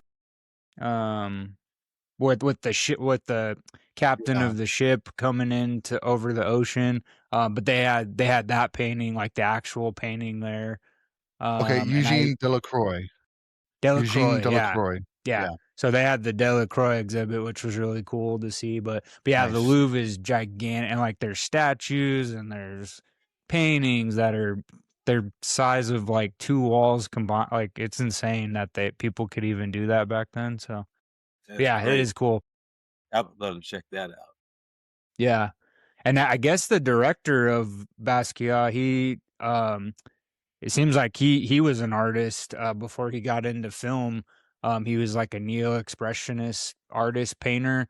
And then if you look at his movies he's directed, because he hasn't done a lot, he's done movies that focus on art, like famous artists. Like he did that one, and then he did At Eternity's Gate about Da Vinci, where Willem Dafoe got an Oscar nomination. But so I mean, he loves art, and and then I also just read a fact about the artwork for the movie. I guess the estate wouldn't let him use the actual paintings in the movie, so he repainted replicas, the director, all by himself to use in the. So he like redid paintings for like Basquiat paintings on his own to use in the movie because the estate wouldn't give him the rights to him or whatever. Well, so I that's totally pretty nuts. understand that, man. Yeah, Because even if I had like one of them, because I'm pretty sure there are people out there who may have a couple of them in their collection, and some like museums may have a few of them in their collection also, and like if they're not willing to like lend their product out, then there would be no way me being like a private collector being like, okay, well, you can have mine and you can put mine in the movie and show that it's authentic. No, you better come up with something different, because mine's gonna stay nice and safe where it's at. Because if I move it somewhere, I'm probably gonna have to run an insurance claim off of or something like that. Right. So you don't really want to do that. So I totally get that for real. Can we also just say what an epic cast that movie had? Right. Man, the Jeffrey cast Wright, and the Benicio del soundtrack, Toro. bro, the soundtrack, man. Check out the soundtrack, dog. The Christopher soundtrack Walken, awesome. Gary That's Oldman, amazing. Willem Dafoe, Dennis Hopper, Parker Posey, Courtney Love. That's great. Absolutely insane. On and on and Definitely on. gonna check that out for sure. Definitely gonna check that out. Never seen it? No, I'll have to check it out. Yeah, dude, it's a hard one. It's on the it's part of the Criterion Collection. But it's on HBO Max. I think it is. It's on either that or Prime, I think. But yeah, it's. I know for sure it's part of the Criterion Collection, so it made its mark. Yeah, absolutely. Wow, hold on a second. It's on the watch list, and it's on it. Yeah, you're right. It's on HBO Max right now. Nice. Yeah, it's on Max. Yeah. So perfect. Yeah, just so everybody that's listening now on the letterbox, I'm going to be putting in this list together and actually highlighting where it is. Also on Instagram, I'm going to post, as here's the movies we talked about. Here's where you can watch them for yourself, so you can make sure that you catch up on all these films that Tom is dropping. Very cool, man. All right, what you got next? All right, what I got next is this movie right here, man, is honestly one of my favorite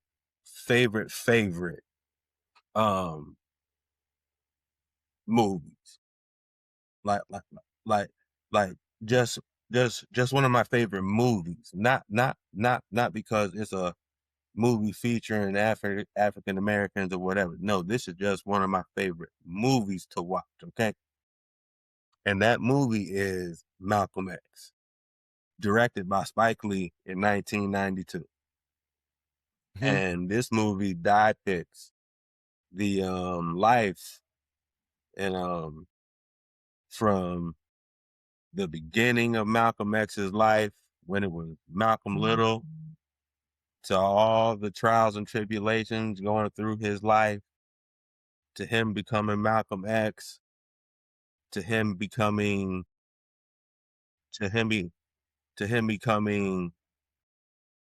not Malcolm X anymore, to moving on to another name, Malcolm L. Shabazz, coming to that name and dropping the X from different issues that he had.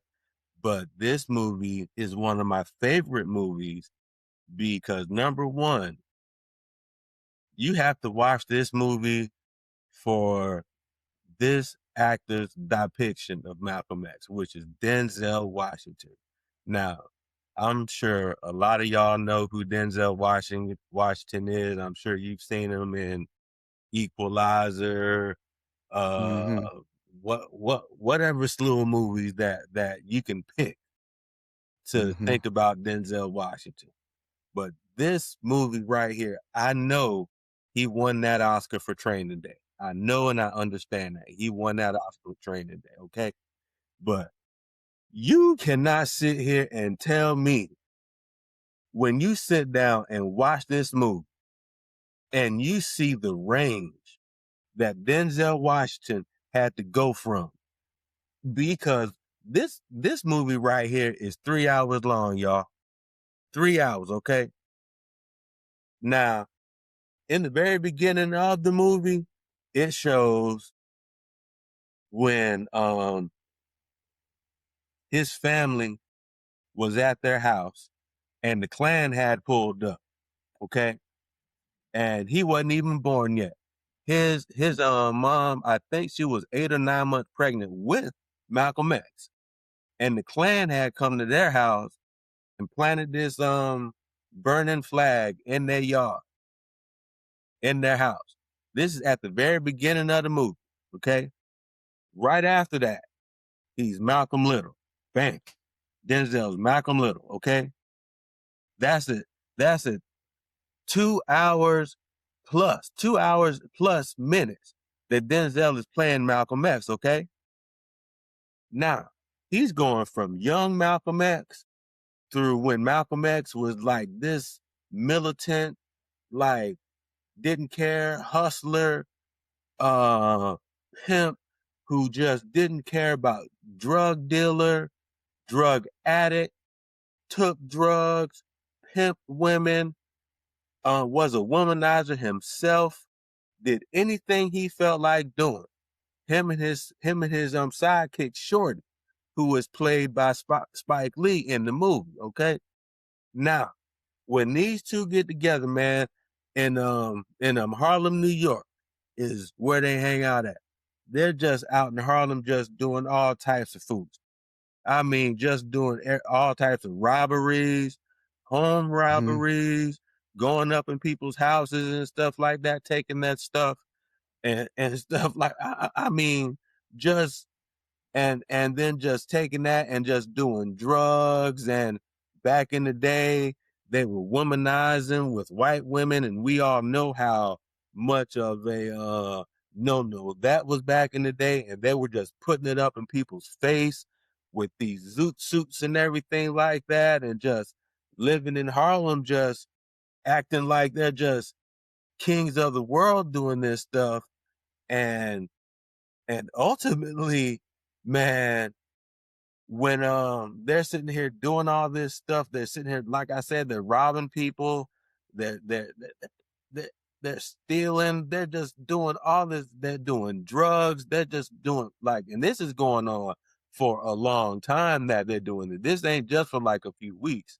This is going on for a long time that this is going on. So Malcolm X and his crew, it's a little crew of them. It's Malcolm X, Shorty, his friend, and their two girlfriends. And their two girlfriends happen to be Caucasians. I don't remember their names offhand, but their two girlfriends, man, they're riding shotgun with them through it all, through everything that they're doing, through all the robberies, and actually being accomplices through these things, through these robberies and stuff like that. They're like pulling in money, but we all know when you're out there living that type of life and you're not acting right, one or two things is gonna happen. You're either gonna wind up dead somewhere, or your little behind gonna wind up in somebody's prison or somebody's jail. Even back in the day, it was like that. So even back in the day to today, if you doing the most like they was doing, just like if you was doing that stuff now, if you were out there robbing and stealing from people and breaking into people's homes and stealing people's stuff in their house, and they see you and stuff like that, and they say, "Oh yeah, he did it. She was with him. Yeah, he walked in the door too," and they can point you out. Come on now. Come on now. Don't you think that somebody's gonna say something about you, and at some point you're gonna wind up in somebody's jail? But hey, they must not have thought that. So they just kept on doing their thing, right? So ultimately, when they was doing their thing, ultimately what happened? Got busted. And when they got busted, Malcolm X got sent to prison. Okay? Malcolm Little got sent to prison, not Malcolm X, because he wasn't Malcolm X then. He was Malcolm Little when he got sent to prison, okay? And when he got sent to prison, that was when he really started catching some hell in his little life. You know what I'm saying? Because he was little youngster with a whole bunch of attitude going into grown man prison, okay?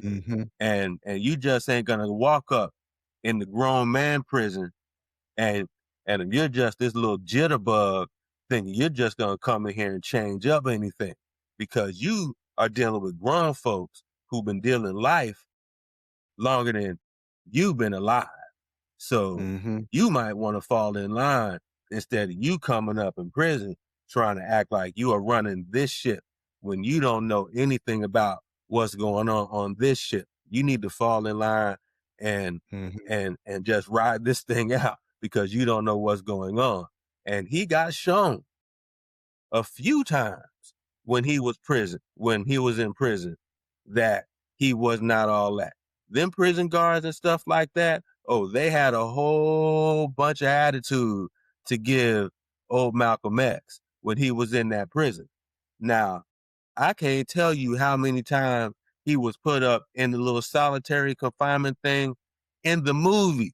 I can't tell you how many times he was put in that little solitary thing. Okay? In the movie. It had to be more than like 3 times in the movie. So can you imagine how many times he was thrown with that mouth that Malcolm X had? Because in the movie, he just didn't do it once or twice, and then he started to act right. Right. With all them years that he's had up in somebody's prison. He wasn't in prison for all that long, and it just, all right, man, you know what? It took me twice, and I'm going to act right. I done learned my lesson. No, it was not like that for him. And you can see, and the movie illustrates that so well, because it shows the struggle that that Malcolm, it shows the struggle that Malcolm Little had to go through. It shows everything. And Spike Lee shows this thing so beautifully. It shows you every single thing that Malcolm X went through in prison. And that whole prison life part, man, hey, I don't want nothing to do with prison. Prison has always scared me. You know what I'm saying? And when I see movies like that and stuff like that, that makes me not want to go prison even more so, because prison, no one should have to go through that. You know what I'm saying? No one should have to be in prison to be locked up for the rest of their life. But, you know, you do stuff to make yourself get locked up. I mean, hey, you do stuff to make yourself get locked up. But man, Yeah. this dude, he wasn't just locked up. He took on some mistreatment when he was locked up in prison. He was pretty much, when them guards would get a hold of him, they were letting him get beat up. He was getting beat up by the guards, especially when he was in solitary. They was beating his butt up, putting him in solitary, complete isolation. No window, just in a little box. Just him, and that's it. Then open the little sliding door, look in the little sliding door at him. He would see the little light. He would start screaming or whatever, and he wasn't even talking screaming. It wasn't even something audible. He would just be it was almost like a guttural scream when that sliding door would open, and the guard would open it and then close it back up, and he would close that door back up, and then you would hear, and you would hear Malcolm Little scream. I mean, just the scream that Denzel depicted. Like, if that's what it sounded like for Denzel to do that, if Denzel did that, and if that's what it sounded like when he did, how did Malcolm Little sound when he actually was going through that, through that moment right there? And I'm sure that moment was not the only singular moment for something like that to happen. I'm sure he was up with that mouth that he had back when he was younger, before he got with the Nation of Islam and started to calm down and started to learn some things about being in jail, when he was trying to buck the system and do what he wanted to do and things like that, he was really having a hard time. And I know he got tired, and I know he got tired of going into that thing. Anybody would get tired of being up in there. Anybody would do that. And man, when he finally got tired, y'all, when he finally got tired, it was another inmate in there. But he was a Muslim, an older Muslim that Malcolm X got with. That he tried to teach younger Malcolm some things. But Brother Malcolm in the beginning was not he didn't want to listen to what the older guy had to say to him. It's pretty typical, y'all. Come on now, y'all know. We are some older folks. I don't know about Josh, man. Josh is like, looking like Josh is a young in his pup. 20s and stuff like that. We got great grays and stuff like that. Josh is like 21 or something like that. The kids that I teach, they said the other day, because I was telling them about, as you get older, you got to stay positive and stuff. Life's going to throw stuff at you. I was like, I'm about to turn 40 in a couple years, and their heads exploded. They were like, what? They're like, no, you're not. But that's funny you say that. I do have my beard right here. I have permanent grays now, so it's all there good. you go. Yeah, man. But as I go on, yeah, man. But when Malcolm started to like learn that from his younger time, from when he was Malcolm Little, from when he started to listen to what this Muslim, who didn't come at him with anything, he wasn't trying to gain anything from Malcolm Little. He was trying to help him because he saw like the pain and the frustration and all of the emotion that Malcolm Little was going through, and like he had a way that could help him if he would receive what he was willing to offer. Only if you were, hey, if you listen, I'm offering. If you listen, I can give you the information, but it's up to you if you want to take the information and run with it. You know what I'm saying? I give you the information and it can go one end right out the other, or you can take the information, receive it, take what you want, leave the rest. You know what I'm saying? But in the beginning, it's funny watching how Malcolm, like, it was hard for Malcolm to bend his knees and even pray. Like, the man never prayed, never in his life. All the hell that this man done did, and his father was a preacher, and the man never prayed in his life. That don't strike me like a grown man never praying. Like, can you imagine like, wow, man, like you never like felt connected to anything, like to nothing, like, but I guess some people do. Some people do. I'm not casting any aspersions or anything like that, nothing like that. But when the Muslim was trying to like introduce him to the Nation of Islam and introduce him to the Honorable Elijah Muhammad, like Malcolm, he was listening to it, but this had to come with him in stages.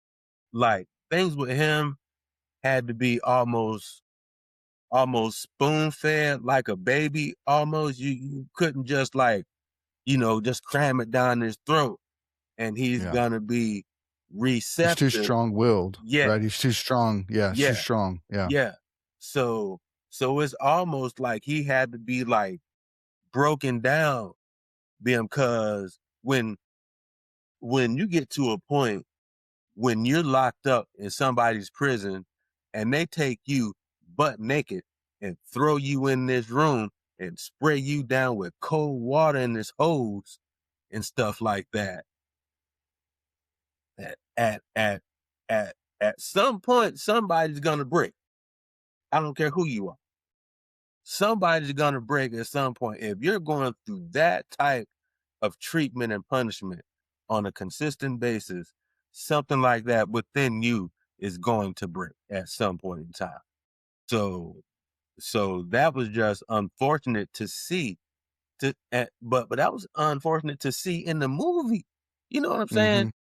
And that's why I picked this movie. Was like, this movie is so powerful that it moves you to, like, it's like, damn, man, this really happened to Brother Malcolm, man. He like legit had to go through this. And like with all of the other people that I've mentioned, like they've all have gone through like so many different and tragic things, man. From everybody has gone through something. You know what I'm saying? And with Malcolm X here, man, going through everything through his life, and then he got with the Nation, and when he finally was able to like bend his knees when he was in prison, I think that was a real pivotal moment for him, because that was when he was actually able to like fully engage himself and give himself to the Nation of Islam and receive the teaching of the Honorable Elijah Muhammad. And that was something that I think that he was pretty much craving for his whole life. That was pretty much the main thing I think that he was looking for that even with his own father, was that type of teaching that he got from the Honorable Elijah Muhammad. It was that, I don't think it wasn't so much as being faith-based. It was, I can't put my finger on what the difference may be, but something with Christianity just did not click with Malcolm, that Islam clicked with Malcolm. And whatever that it was that didn't click with Christianity, that Islam did click with them, hey, that made him like just run with the teachings of the Nation of Islam. And man, he was vigorous out there. He was like out there, out there preaching what the nation was talking about, preaching what Muhammad was talking about, preaching to Islam. I mean, he was just thick into it.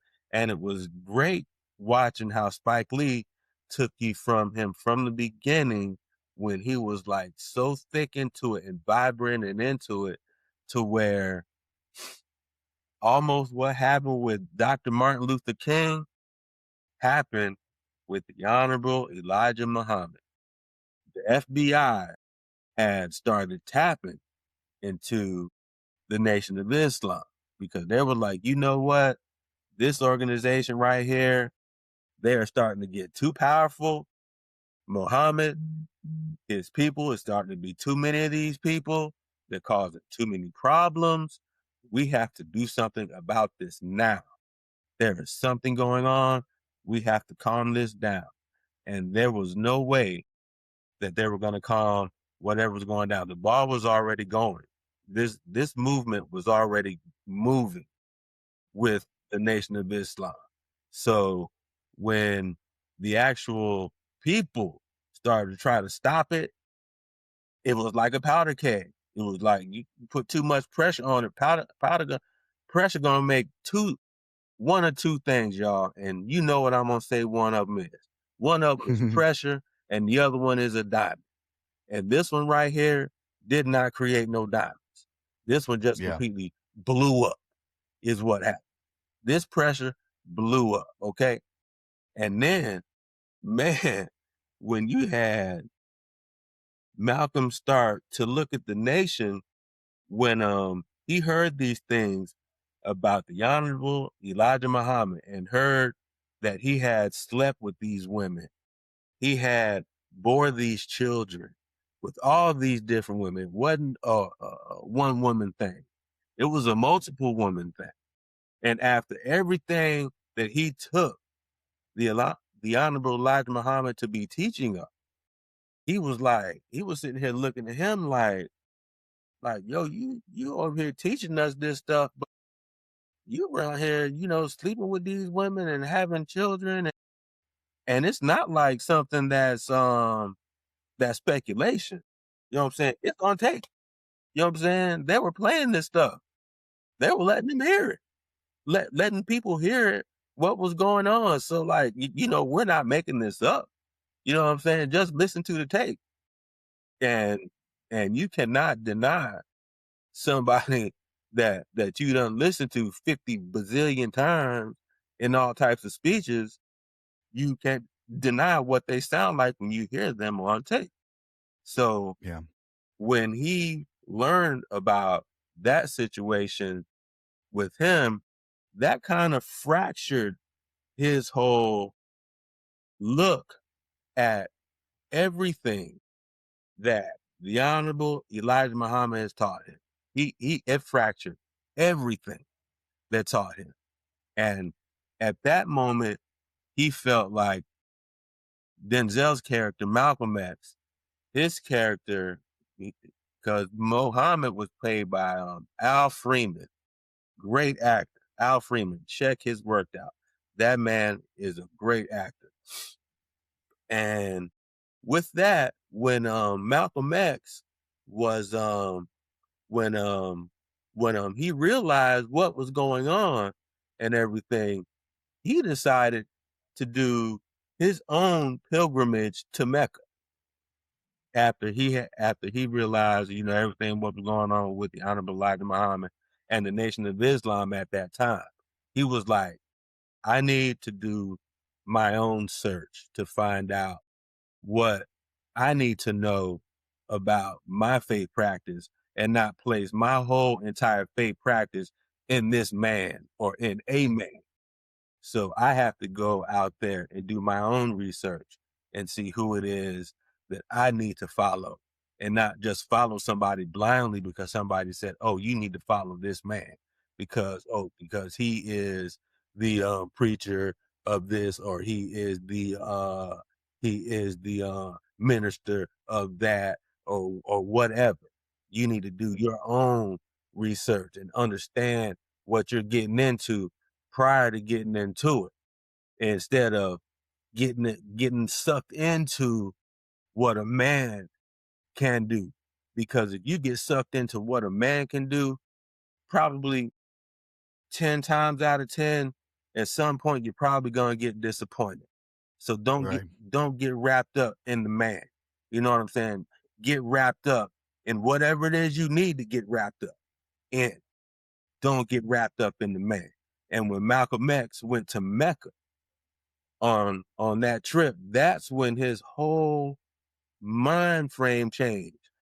Because prior to that, if you remember, he didn't want to have anything to do, nothing to do with any Caucasian people. He didn't want to have nothing to do with any Caucasian people. He was at a student rally one time, and a girl said at a college, she said, what can we do to help the movement? And you know what he told her? Nothing. Nothing is what he told her. This is somebody who want to help you, like legit wants to help you.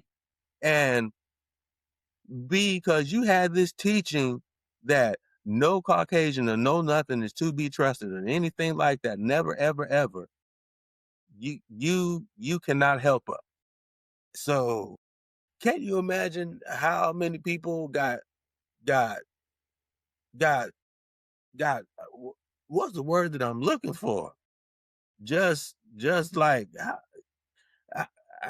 how can you go from like wanting to help somebody that you clearly see needs help, but they sitting there like slapping your hand like, nah, I don't need your help. Are you kidding me? You better take my help. Are you kidding me? But okay, anyway, but whatever. And ultimately, when Malcolm X went to Mecca and they were doing that prayer and stuff like that, he looked to his right, he looked to his left, he looked to the front, he looked to the back. Who was he praying right next to? Praying to Muhammad, praying to God, praying God. Who is he sitting there praying right next to? White people. Caucasian people, y'all. Look at the movie, okay? Yeah, absolutely. Look at the movie. It's white people with him. And that's one of the things that changed him right then. I mean, right then. That's one of the things that changed his mindset, that like, you know what? I was being taught this all wrong for all of this time. Like for real. I was for real being taught like, no, you can't help me to me praying. Like praying is powerful, y'all. And when you praying together, it's even more powerful.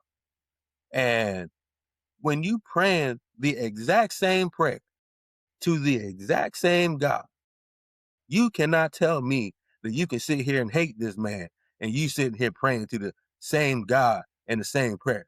I don't care what you say.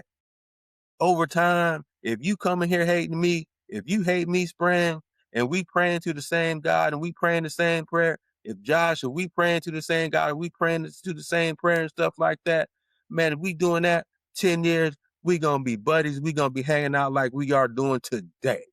You know what I'm saying? Yeah. It's not gonna, it is not gonna happen like that.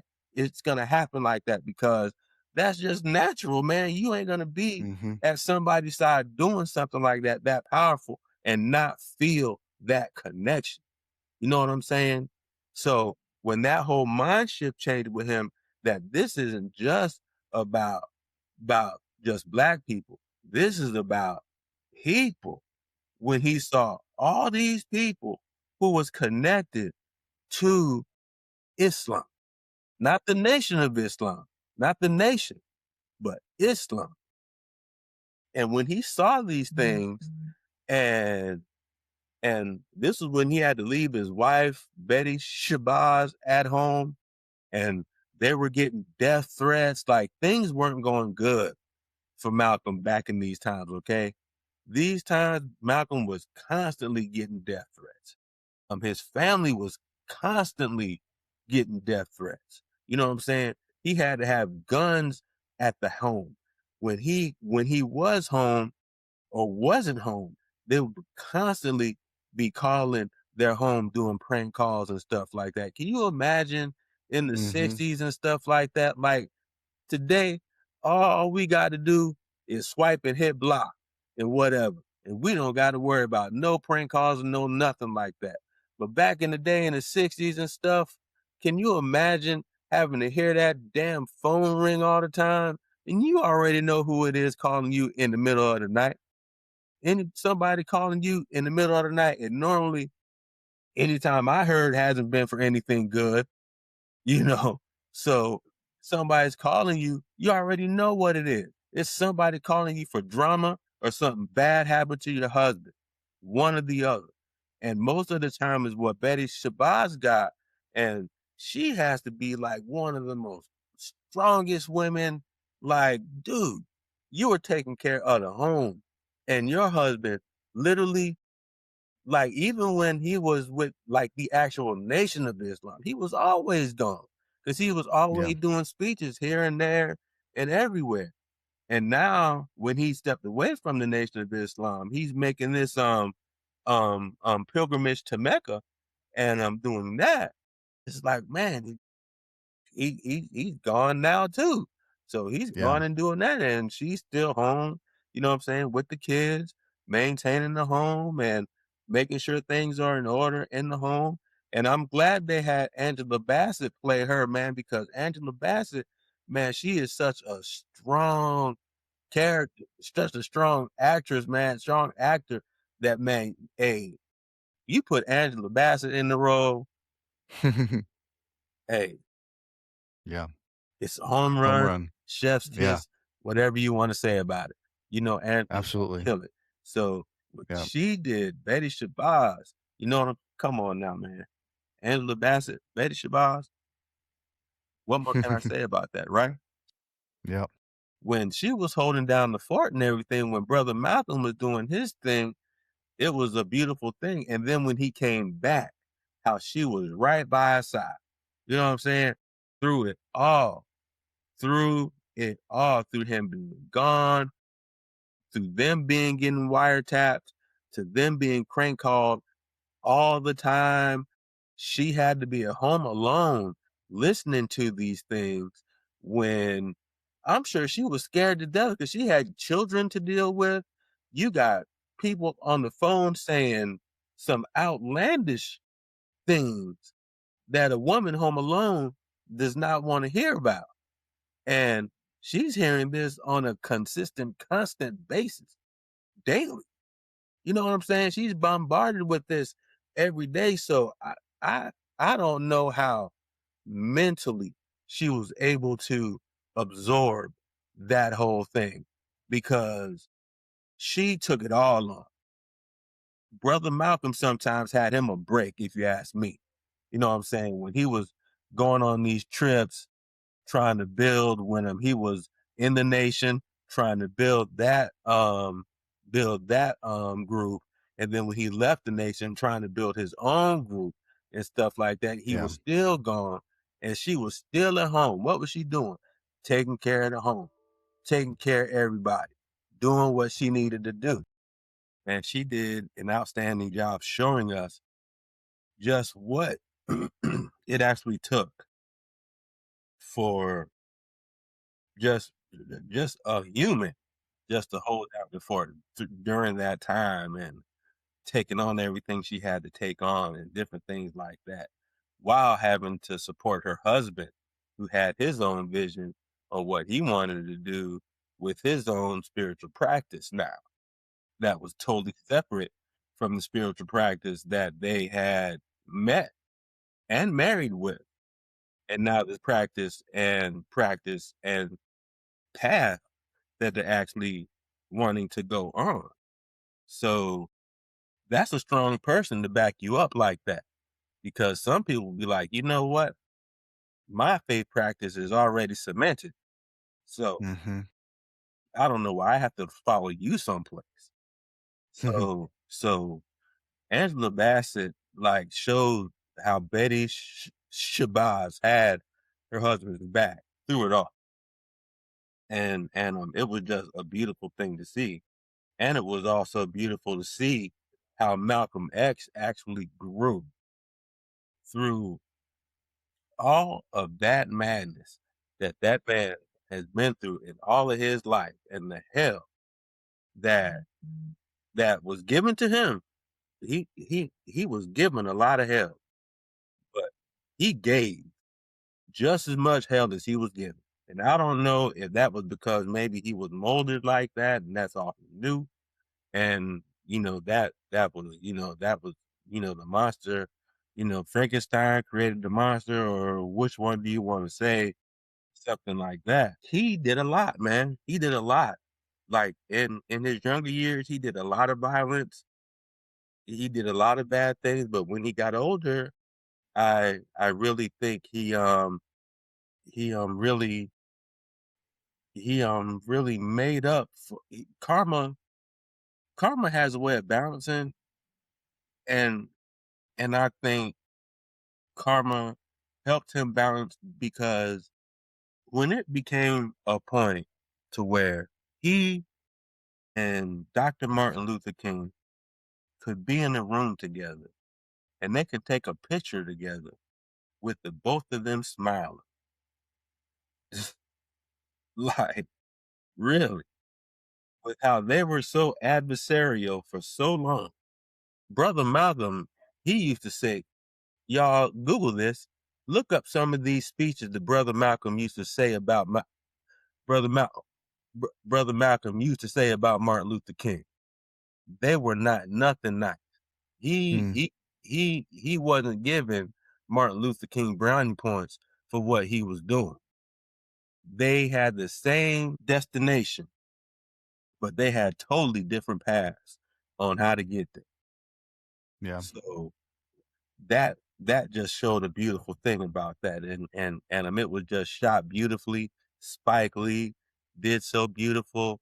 I love the way how at the very end, how it shows how Malcolm changed, and it showed at the very end that picture of Malcolm X, man, just like, being strong, powerful Malcolm X with Denzel standing sitting there like that. Boy, that's another movie poster that I think that I want to get. I don't know if I'll be able to meet Denzel one day, but that X poster with Denzel posing in front of it, like doing that's the an Malcolm awesome X poster. pose, like that would really be a cool poster to have for the collection.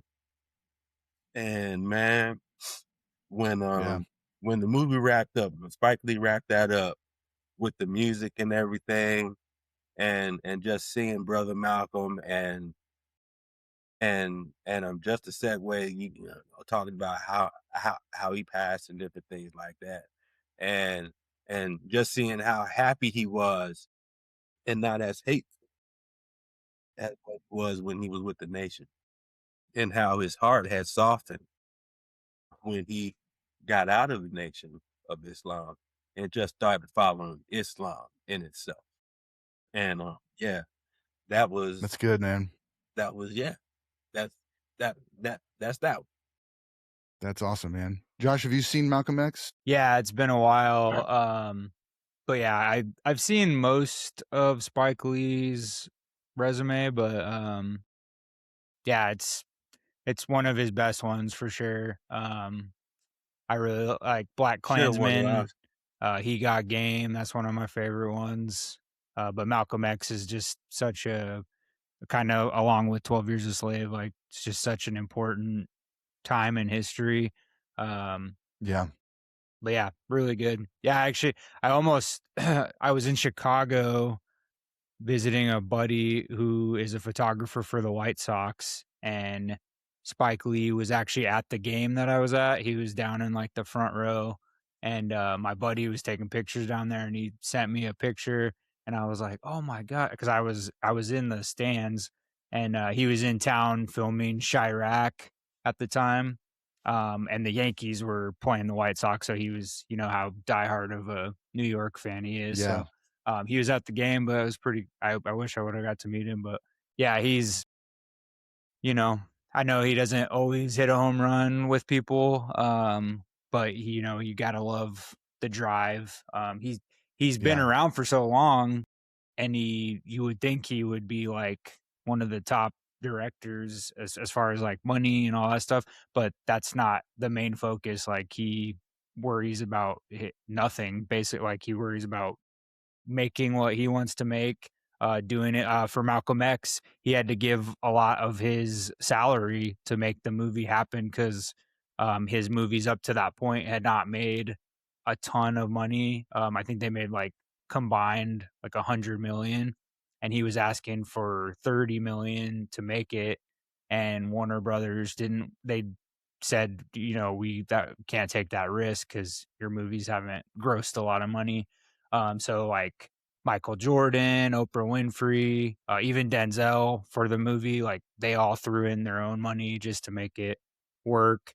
And then when Warner Brothers heard how good the early reviews were and how the performances were getting praised, they threw in a little bit more for post production. But yeah, it just goes to show you the power of what that film was supposed to represent, and people wanted to have it not only in film history but you know, African American culture and all that stuff. So it's pretty awesome. And I was gonna say earlier before I got kicked out, Denzel, you know, he was nominated for an Oscar, but it was very controversial that he lost that year, because he lost out to Al Pacino for Scent of a Woman. And not saying that it's a bad performance at all, but I'm not either. yeah, I'm not there, but come but on, like, baby. yeah, you can't. Well, I mean, if that would have happened today, I mean, like there would, I mean, Al Pacino would probably be, and not that it'd be his fault, but he'd be like canceled out because people would be like in an uproar, which rightfully so. I mean, you can't tell me that Malcolm X is like not as important. Even just the subject matter. Well, and right? you know, like I mean, Sense of a Woman is a good movie and it's a good performance, but Al Pacino has way more movies that he's better in than that. Like he's a blind. Do you know that? Do you, bruh? Come on now. Do you know how somebody has to go into themselves to pull off? Like I'm playing a whole other character that ain't not like every actor plays somebody else. That's why they're called actors. But to damn near pinpoint Malcolm X, if you listen to Malcolm X and the way he sounds, and you listen to Denzel and the way he was speaking at during the speeches and during the whole time he was Malcolm, if you listen, I mean, he almost has the dialect pinpoint. Yeah. He almost has the look and the mannerisms and the gestures pinpointed. When he stood in front of that, in front of the window with the gun, pinpoint. Yeah, that was from Time Magazine. That was that picture from. Yeah, that's pinpoint picture. Yeah, that everybody know that. Everybody know that pose. Everybody know. Nail. You know what I'm saying? And you mean to tell me that Denzel Washington shouldn't have gotten the Oscar that year? Yeah. Come on now, that's highway robbery. Yeah. I don't care what anybody said. Al Pacino, bruh, you are my dog. I love you, Al. Hey, Al, Sure. you and me, bro. We are Hoo-ah, good. we got controversy. We are we are good, baby. We are good. But I'm Yeah. saying, Yeah. over Denzel and Malcolm X, ain't no way. Well, in it's the also world. Sure. very controversial in Oscar history because it only got 2 nominations total, and the other one was for writing or something. But like Spike Lee he got all this praise from Hollywood for, putting that movie together and the cast that he got and everything, and he didn't even get Best Director nominated. So it's that's been, if you watch, I was reading some stuff on reviews that people had left in the past when it came out, and they still say it's like, to this day, it's a travesty that, like, not only did Denzel not win the Oscar, but also Spike Lee didn't even get like a nomination for Best Director. So yeah. I know the Oscars, they don't always get it right. They're usually about 60% right, but Yeah. but yeah, it Well, sucks. this is it's one that I have not watched in my years, and so I've got to. It's gonna happen it's great. this year. It's I gotta long, watch but it. yeah, You have never watched Malcolm X, my brother. Right. Yeah. Yeah. I know. Oh, I know. you gonna love I this. know. Hey, Yeah. get you some popcorn. Get Christian next to you. Get some Yeah. beverages. It's gonna be good. Yes. Yeah. It's epic. It's epic. And I know, and I've always wanted to, and it just never like hit. So it's on Hulu right now. Nice. So I tell you what, check it out this month. please do me this one favor. Please do me this one favor. Please do me this one favor. I got you. If not that night, if it's not that night, the next day, please call me and I tell got me you. what you think about that. Yeah. He'll Absolutely. probably put it on Absolutely. his letterbox too. I don't Yeah, want to hear nothing from no letterbox. I want to hear voice. You want to hear from my voice. I got you. Tommie's like, I got your letterbox right here, buddy. Awesome. All right. Well, let's get to your number 5, and then we'll do honorable mentions after that. What you got? Number 5. My number 5 would be probably my favorite Marvel hero movie, and I know you probably know what I'm talking about. Both of you, is going to be the Black Panther. Yes. I had to go with my boy Chadwick Boseman. I had to go with that cast. I mean the cast. I mean Letitia, right? I mean, come on now. What's my man name? Tillmonger. Ryan Coogler. Jordan. Michael B. Jordan. Oh, yeah. Michael B. Jordan. Yeah.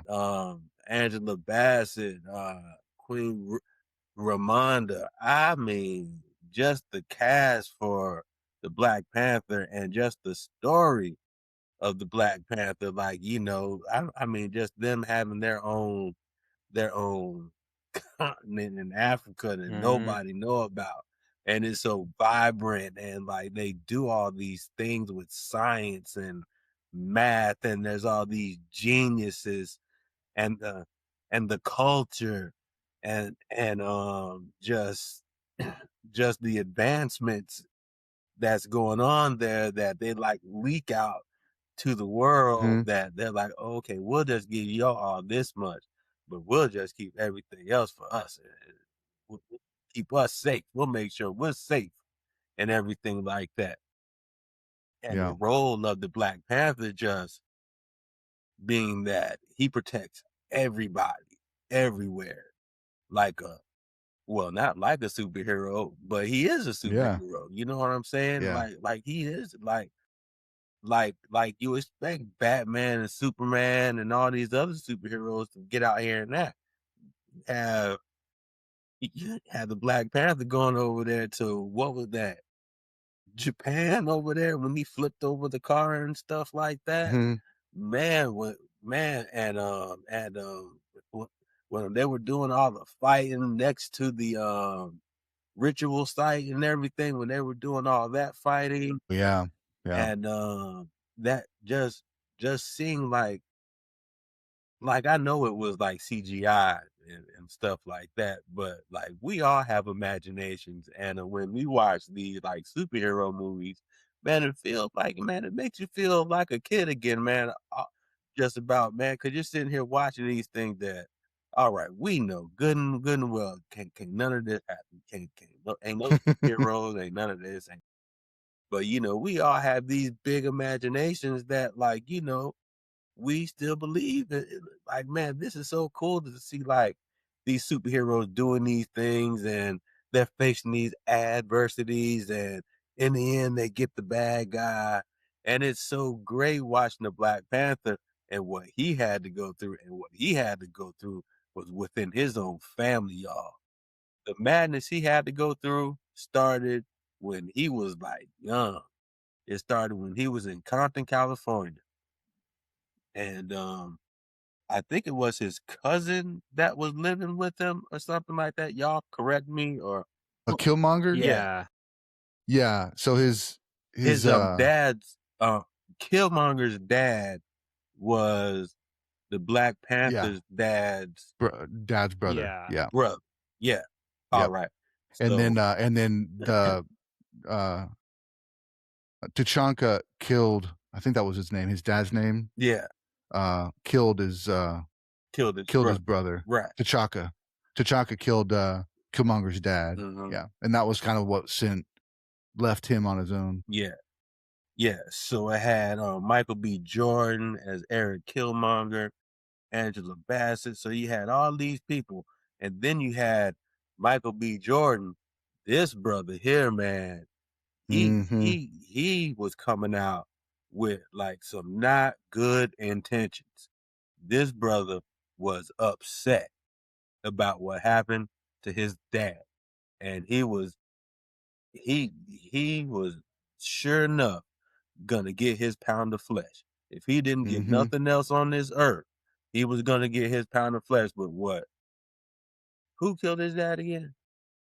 T'Chaka did to his dad.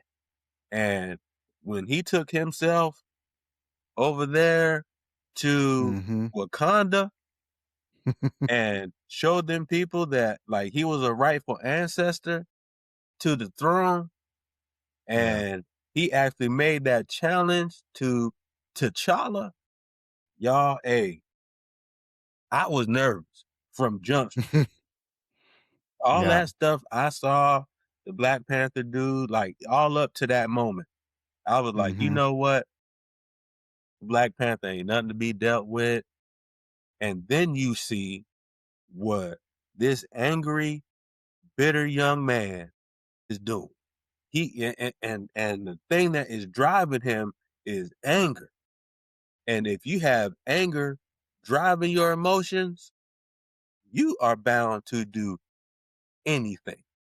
If that's what's driving you, if you are driven by your anger and your hatred for somebody, that can cause you to do any type of thing.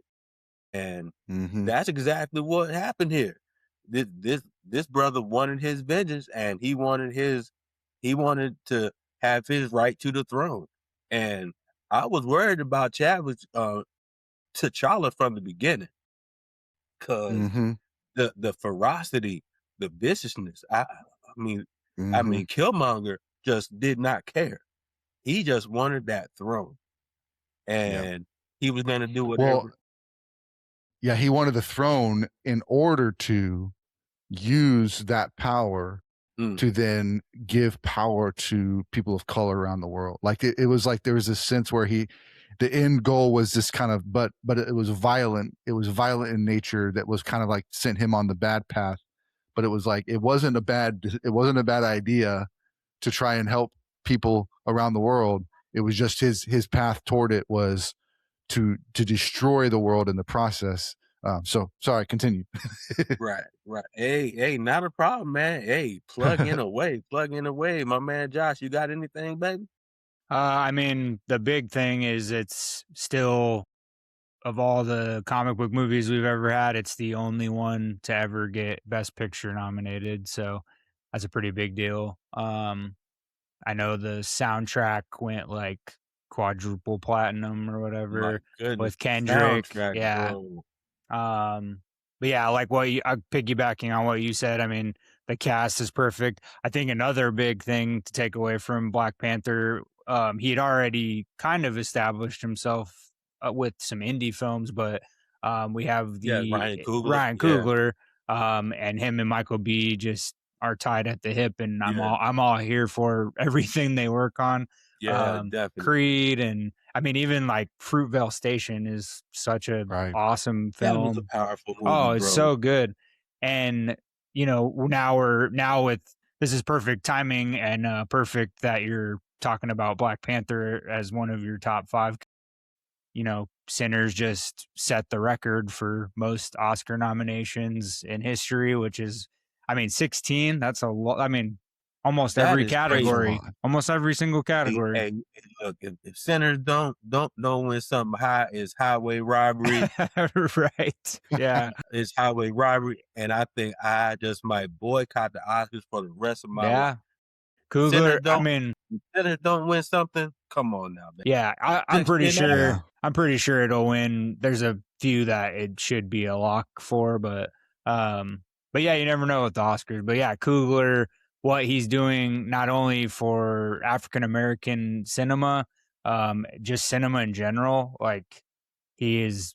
I just watched an interview I just sent to Sprang yesterday on text. Ben Affleck was on a podcast with a couple of NBA guys that used to play, and he was talking about, they asked him about directing movies and all this stuff, and he was saying how like Ryan Coogler's kind of like done it the right way, but it's like also he's done it in a way that nobody else tried to do, as far as getting funding and making doing what you can with your resources. And he's inventive. He gets the best people to work on, whether it's cinematography or the soundtrack or the score. And then, obviously him and Michael B were meant to be together, which is great. But yeah, Black Panther, tremendous film. I definitely put it in my top 5 for the Marvel universe for sure. It's pretty high up there. And then just comic book movies in general, and just movies in general. It's a fantastic film. It's everyone who worked on it all around, it's got a lot of talent. Yeah, I've seen a lot of good stuff online around the composer too, who's a Swedish guy. Ludwig. Ludwig Göransson. He's one of my favorites. But he loves Ryan Coogler. He worked on Black Panther. I've seen how he created that score and like what they came up with, and how he did all the drums, the talking drums, and then the 808s, and then stacked the trumpets on top. It's just like seeing him work is amazing. For sure.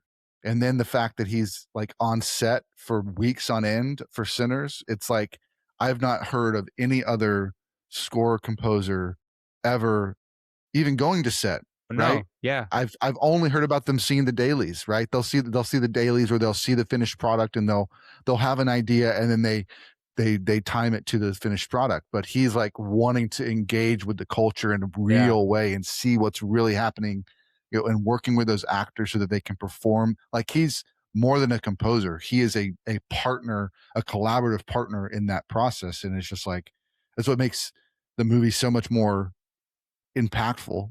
Sinners is what I'm speaking to, but even like you can see it all the way back to Black Panther. And I think something for me, like that shows attention to detail though. Yeah. Right. And care for not just presenting a good score, but an authentic score. Yeah. I think that's what blew me away about Black Panther, was the score felt so true to Africa. And that scene, I think I've talked about it on the podcast before with the kids, is that scene when they first crown T'Challa as the Black Panther, and they do that ceremony, and M'Baku challenges him, and then he wins. But seeing all the different styles of the tribes, and how each tribe had their own vibe, their own kind of costume theme, that each had their own way of carrying themselves, but it all felt so African. And it was just like a celebration of African culture in a way that I had never seen on screen before. And proud African culture. I think sometimes you've seen some of those styles and those looks, but it's usually when, in my experience, when white people are going to Africa and seeing the tribes there that are not as well advanced as we are, as the white people going. In this one, it's like, no, they're the ones in power. They're the ones empowered by the technology, empowered by their wisdom, and it's like, it's beautiful and powerful to see them in all of their Africanness on screen. And just like, I mean, I was in tears just from seeing that on screen visually, not even all the other pieces. It was just like, this is just so amazing, such a celebration of Well, even down African to culture. like the costume design and the I'm not for sure on the Right, yeah. cinematography. I think it's the same one he's always used. But yeah, he has different like ethnicities that work on different parts of the movie. And he he really strives for not only Black African American culture, but other cultures in general. And you can just see it in the final product. Like everybody has their chance to flush out all of their culture history into one film or multiple films if they work with Coogler, which it sounds like he keeps regular people coming back. So yeah, it's just awesome. And it's really awesome that Marvel's been doing that for a while, where they just give everybody a shot. And the fact that they took a character who wasn't super well known, and they said, "Here, Ryan, you take this over. We're gonna give you freedom to kind of do whatever you want because we trust in you." And that's what he gave them, and it paid off, and they got a sequel. And I think both combined films have made close to 2 billion at the box office, not to mention I mean, even Wakanda Forever without Chadwick, they were still able to make almost like 800 million at the box office with that one. So it just goes to show you, just goes to show you, Coogler didn't let that affect him, because I know that was like probably super hard when you lose your star person, like so young too. Yeah. And it's awesome. It's a really awesome testament that Chadwick left behind. Like he did not no one really knew he was sick, and he did these movies. Just even like Infinity War, he's not in very long, but like he didn't let being super ill affect anything, and he was able to keep it under wraps and finish whatever he was working on. And now we have this movie plus a bunch of his, like Jackie Robinson 42, and Marshall Thurgood, like Mike, like he's he's played a lot of like real life people too in the culture. Yeah, James Brown. James Brown. He's phenomenal. He's left behind an incredible. Yeah. Michael B. Jordan was in Just Mercy. Oh yeah. I don't know if it was Chadwick. No, Chadwick. I don't know which lawyer. Chadwick. Well, I think if he was in. He wasn't like a main part, but anyway, he. I was going to mention. Okay. You mentioned the costume designer, Josh, but yeah, Ruth E. Carter did do Black Panther. Yeah. She also did Sinners, and with Sinners nomination, she's now the most nominated Black woman in Oscar history. Wow, it's amazing. So yeah, it's just so just well. And even the powerful. cinematographer, I think she's what race is she? She's for Sinners. I think she's like she's got a couple different races, but yeah, she's phenomenal. And so like giving people these opportunities when Hollywood hasn't always been that way, and they still kind of don't give they don't just give these out to anybody. So Coogler is doing his thing and supplying it to other people in the industry, and regardless of your skin color, like you get to show why you are part of film history. And I just think Black Panther is a huge staple, not only for Ryan Coogler's career, but for Chadwick, for fans of Black history, for film as a whole. I mean, it's going to stand the test of time as a important film. I wouldn't be shocked if that becomes one of the first Marvel movies to like be part of the Criterion Collection. Honestly, I could see that happening in like 5-6 years. just because of its importance on film and That'd be everything. nice. I mean, yeah, it would probably be an epic Criterion release, so that'd be cool. One of the things I think that hits me, and I'm kind of getting emotional a little bit, is that Martin Freeman's character, the white dude, I guess he's CIA, right? In those films, he's American in those films. Yeah, And he walks into Shuri's lab, and he's kind of walks into the space as if he is a person of worth and of power and of influence. Because every movie he's walked into, he has been, because he's been the white guy in power. And he walks into there, and Shuri puts him in his place so delicately, not delicately, so precisely, but not in a diminutive way, you know? And it's like this moment where he has to realize, because she calls him Colonizer or something like that. Yeah. Be quiet, Colonizer, or whatever. And it's just like this, he's like, yeah, oh, wait, I'm not in charge here. And I just remember watching that the first time and going, yes, the power is shifted. And there's a moment where he has to recognize he's not in a place of power in this space. Right. And then that, I think that plays out into the way that I try to walk into the world too, is recognizing that I being someone who's white, and also I'm tall, I'm a man, I walk into spaces, and there's a certain level of air that I take up because of that. And I try to make sure that I'm not doing that on purpose, and that I'm always trying to make sure that I'm listening and not trying to take over the room just because I'm, I don't want to ever think of myself as better than anybody else. Sometimes it happens by accident or whatever. And so that moment for me was an eye-opening moment for me, is all I'm trying to say. No, that's awesome. It's like, okay, I have to be careful how I walk into a space, and recognize that if I walk in, I need to be open ears before I'm open mouth, if that makes sense. Yeah, we need a lot more of that needs to happen. I mean, that's pretty powerful, but like a lot of people don't even realize that they're doing it. And a lot of people just don't honestly care, and that's the real problem, is our world just they don't care, especially if you're a white male, especially in like further south you go, that's present in all the time, and it's sad that we still have to have stuff like that. Like, that's why I try to not look at the news, because I know there's going to be something bad, and it's not always dealing with race, but like a lot of it does deal with race, and it just is sad. And I hope one day we figure it out and get everybody on the same page, but highly unlikely that we can get the entire world. So just the fact that you, one person, are president of that, that's big. So if we could just get everybody to realize those little things, it goes a long way. And then care about your fellow man and woman. So absolutely starts with one.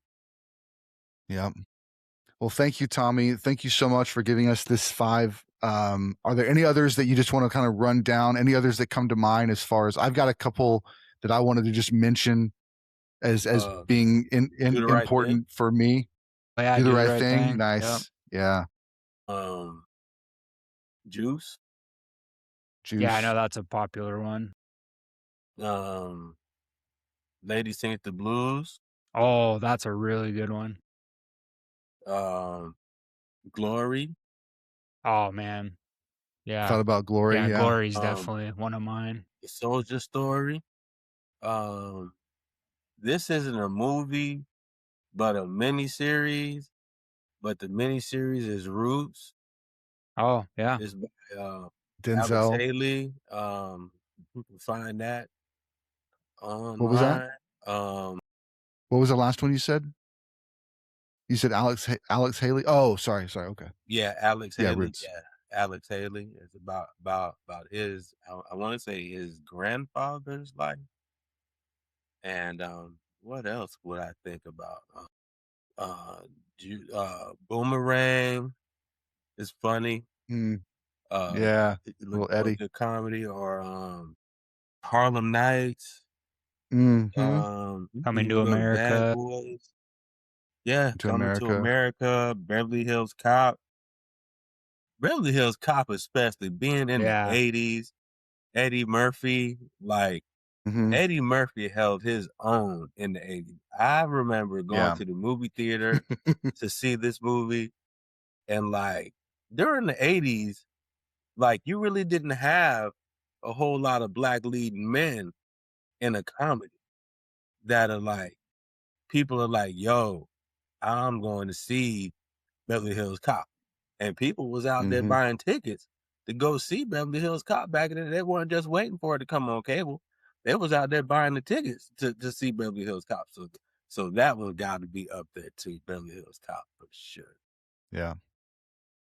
But Cool, man. I don't know if y'all could think of anything. I don't want to like take up the whole time. Well, yeah, like Nothing like Eddie that. Murphy's a really good one just because in general, I mean, 80s and 90s, he was in Yeah, he everything. killed it. I mean, He's in he everything. really honestly became, one of, I think in history today, even like he still is one of the highest grossing African American actors like of all time.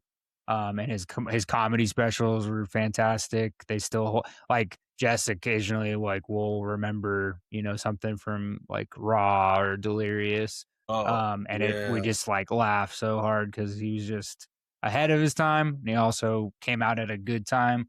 And then I know he had a close relationship with Richard Pryor, which is cool. So they got to Yeah. work. But like Trading Places, I mean, that movie it was a comedy, but like just look at what the movie was about. And you had, a perfect example of like the common white man, like Dan Aykroyd's character, and then Eddie Murphy, Mm-hmm. is kind of a down on his luck, homeless guy, scammer. But like, I know it has mostly humor in it, but it's also representative of, especially that time period. Like in hindsight, what we should have picked up on. So that one's a good Yeah. one. There's been some important ones like True Story one, like Hidden Figures about NASA Yeah. and the African American women who were the heads of all that in that movie. Even we just talked about on the zombie episode the other day, like Night of the Living Dead, like first African American like starring role in like especially like a horror movie. Mainstream. Yeah, and that one's awesome. That comes to mind.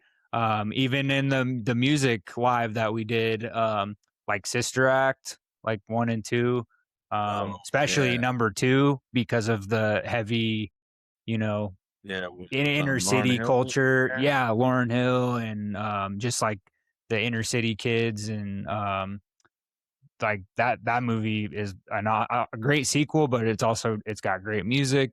Lauryn Hill obviously is an icon in the genre and like R&B and stuff. So yeah, I don't know. Those are just a couple that come to mind So right out of the gate. just kind of funny comment on Sister Act 1 and 2. So Sister Act 1, it's she's working at a convent and she brings in secular music into the church and comments on it as being this is we could sing this also about God, right? That's the whole Right. that's the flip that she does. Sister Act 2 starts, she's back in the kind of the nightclub scene and she's singing all this her whole story using these cover songs. But then the rest of the soundtrack is majority is like actually church songs being done more just in a modern way. So it's just kind of interesting. Like I think Eyes on the Sparrow, that one beautiful piece where they're sitting at the piano and Lauryn Hill singing, that's beautiful. And then of course the joyful at the end. It's like, it's just kind of interesting. It kind of didn't do a rinse and repeat of the same as the first Right. movie. Which It most really took it sequels to a do. different spot. Yeah. Yeah. So I have 5 here, I think. Yes, 5 here. And I think one thing that's I'll comment on these is that I feel like these are integral to maybe a white person's understanding of what the black culture goes through, or at least maybe identifying where we mess up as white folk. And I think that's why I have them on here. So one is 13th, the documentary that Ava DuVernay did, actually really diving into the history of the importance of the 13th Amendment.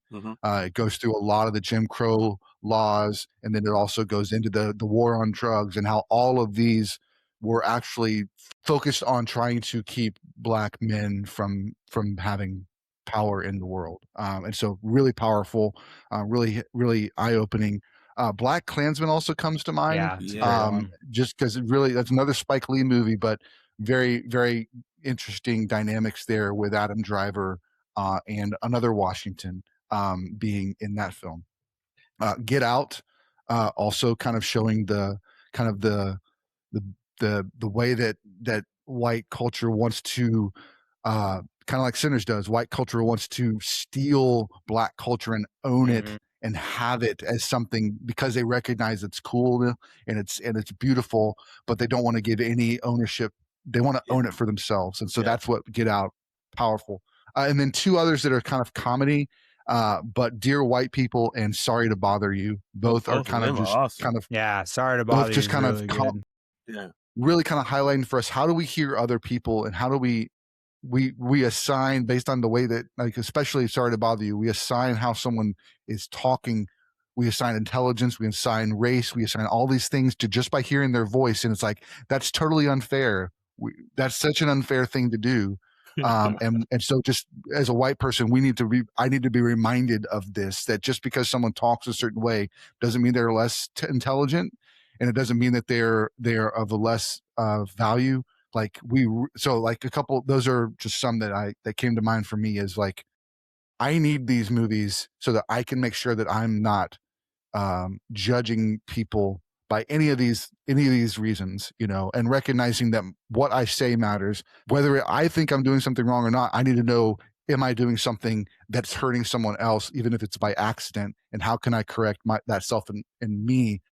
No matter if I think it did it on purpose or not, it doesn't matter. Am I affecting someone else? I need to put their needs above my own. So that's all I got to say about that. Get Out and Sorry to Bother You both have Lakeith Stanfield in them too. So yeah, he is the key. Man. He's so good. Even I haven't finished the whole movie, but I even liked him. I know it didn't do very great, but the Haunted Mansion, the newer one. Oh, yeah? Like I just liked his character. I just thought his character was cool in that. So he's great. He was in Selma. Yeah. Yep. Yeah, he's been around for a while, I feel like, but he never gets, like, Sorry to Bother You was also great because he's like the lead actor. And he's by himself on like the cover of the movie. Like, that doesn't happen too often. Usually you have like most of the big people in the movie in there. But yeah, he, like, the fact that he is so good, but he also got to star in that movie was great. But yeah, he's a big part of Get Out as well. So I mean, he kicks off the film for us, and he's really good. But yeah, no, and good. Says the title of the film. Yeah, exactly. Yeah. But he's great. Awesome. Yeah, I'm sure there's a bunch more. I mentioned some earlier, with Chadwick, Man, like there's 42, like ones that have important, not just like because they're like biopics, but Gone with the Wind. Oh, Blazing Saddles, Mel Brooks. Like, that had some controversy when it first came out, mainly because of the guy who starred in it. But like, it's become a cult classic and is so funny, and it just the jokes that they do make they're just perfect. So yeah, that's another one. And then we were kind of mentioning before, Tommie, Sidney Poitier. Oh yeah. But, guess who's coming to dinner? Yes. That's one I think that is. Yeah, that man, and I would say him. I mean, there's been a lot of African Americans who've put their imprint on cinema and becoming icons. Denzel's obviously up there, but like, Sidney is. I mean, if you ask most, whatever race you are, if you ask most actors and actresses, like Sidney's early work, it was very inspirational. Let me ask y'all something. What do y'all think about Morgan Freeman? Oh man, he's the man. That's why Yeah. I like Glory so much, because like Glory, I mean Denzel and Morgan both got nominations, but like they were both also early in their careers. Like Denzel, I think it wasn't his first acting role ever, but it was one of his first like mainstream movies Major that he acting did. roles, And he got an Oscar nom like right out of the gate. We got to watch that movie in one of my history classes when I was in high school, and it really it was a very well done, great cast. But Morgan Freeman and Denzel are so good together in that. Like they're probably the best part of that movie. Broderick's great too, but like the two of them feeding off each other, Morgan and Denzel, because you can tell they're on the same side, but they also don't like each other kind of too. And they just played, they played that so well. But Morgan Freeman's, I mean, he's another person who's just been in so many great Invincible. I played rugby, so like Invincible, where he plays Nelson Mandela in that. Great film, but also just very accurate and cool. Clint Eastwood, I think, directed that one. Awesome, guys. Tommie, again, thank you so much for being on this week. This has been so great. It's been great to hear from your heart and how these movies have impacted you and hear the stories. And so for those of you that are listening, watching, make sure you take some time this month and pick out one of these films that we've talked about and have that be your way of paying homage and giving honor to the folks that are telling these stories, and remind ourselves of where we've come from, and so we don't go back. So be sure to check us out. We're going to have all Tommie's information in the description of this video. Appreciate that. And we're going to be posting all this stuff on Instagram and YouTube and TikTok. So you're going to be everywhere, Tommie. Everybody's going to be seeing your face this week. Awesome, man. Show that smile, man. Shine bright like a diamond, baby. That's right. All right. Thanks guys so much, and we'll talk to you guys soon. All right, guys. Y'all take care now. Thanks so much for listening to the podcast. We hope you enjoyed this episode. Don't forget to jump over to our website, moviesthatmakeyoupodcast.com, to see all of our links. Follow us on Instagram so you never miss an episode, a live stream, or an interview. And until next time, keep watching movies.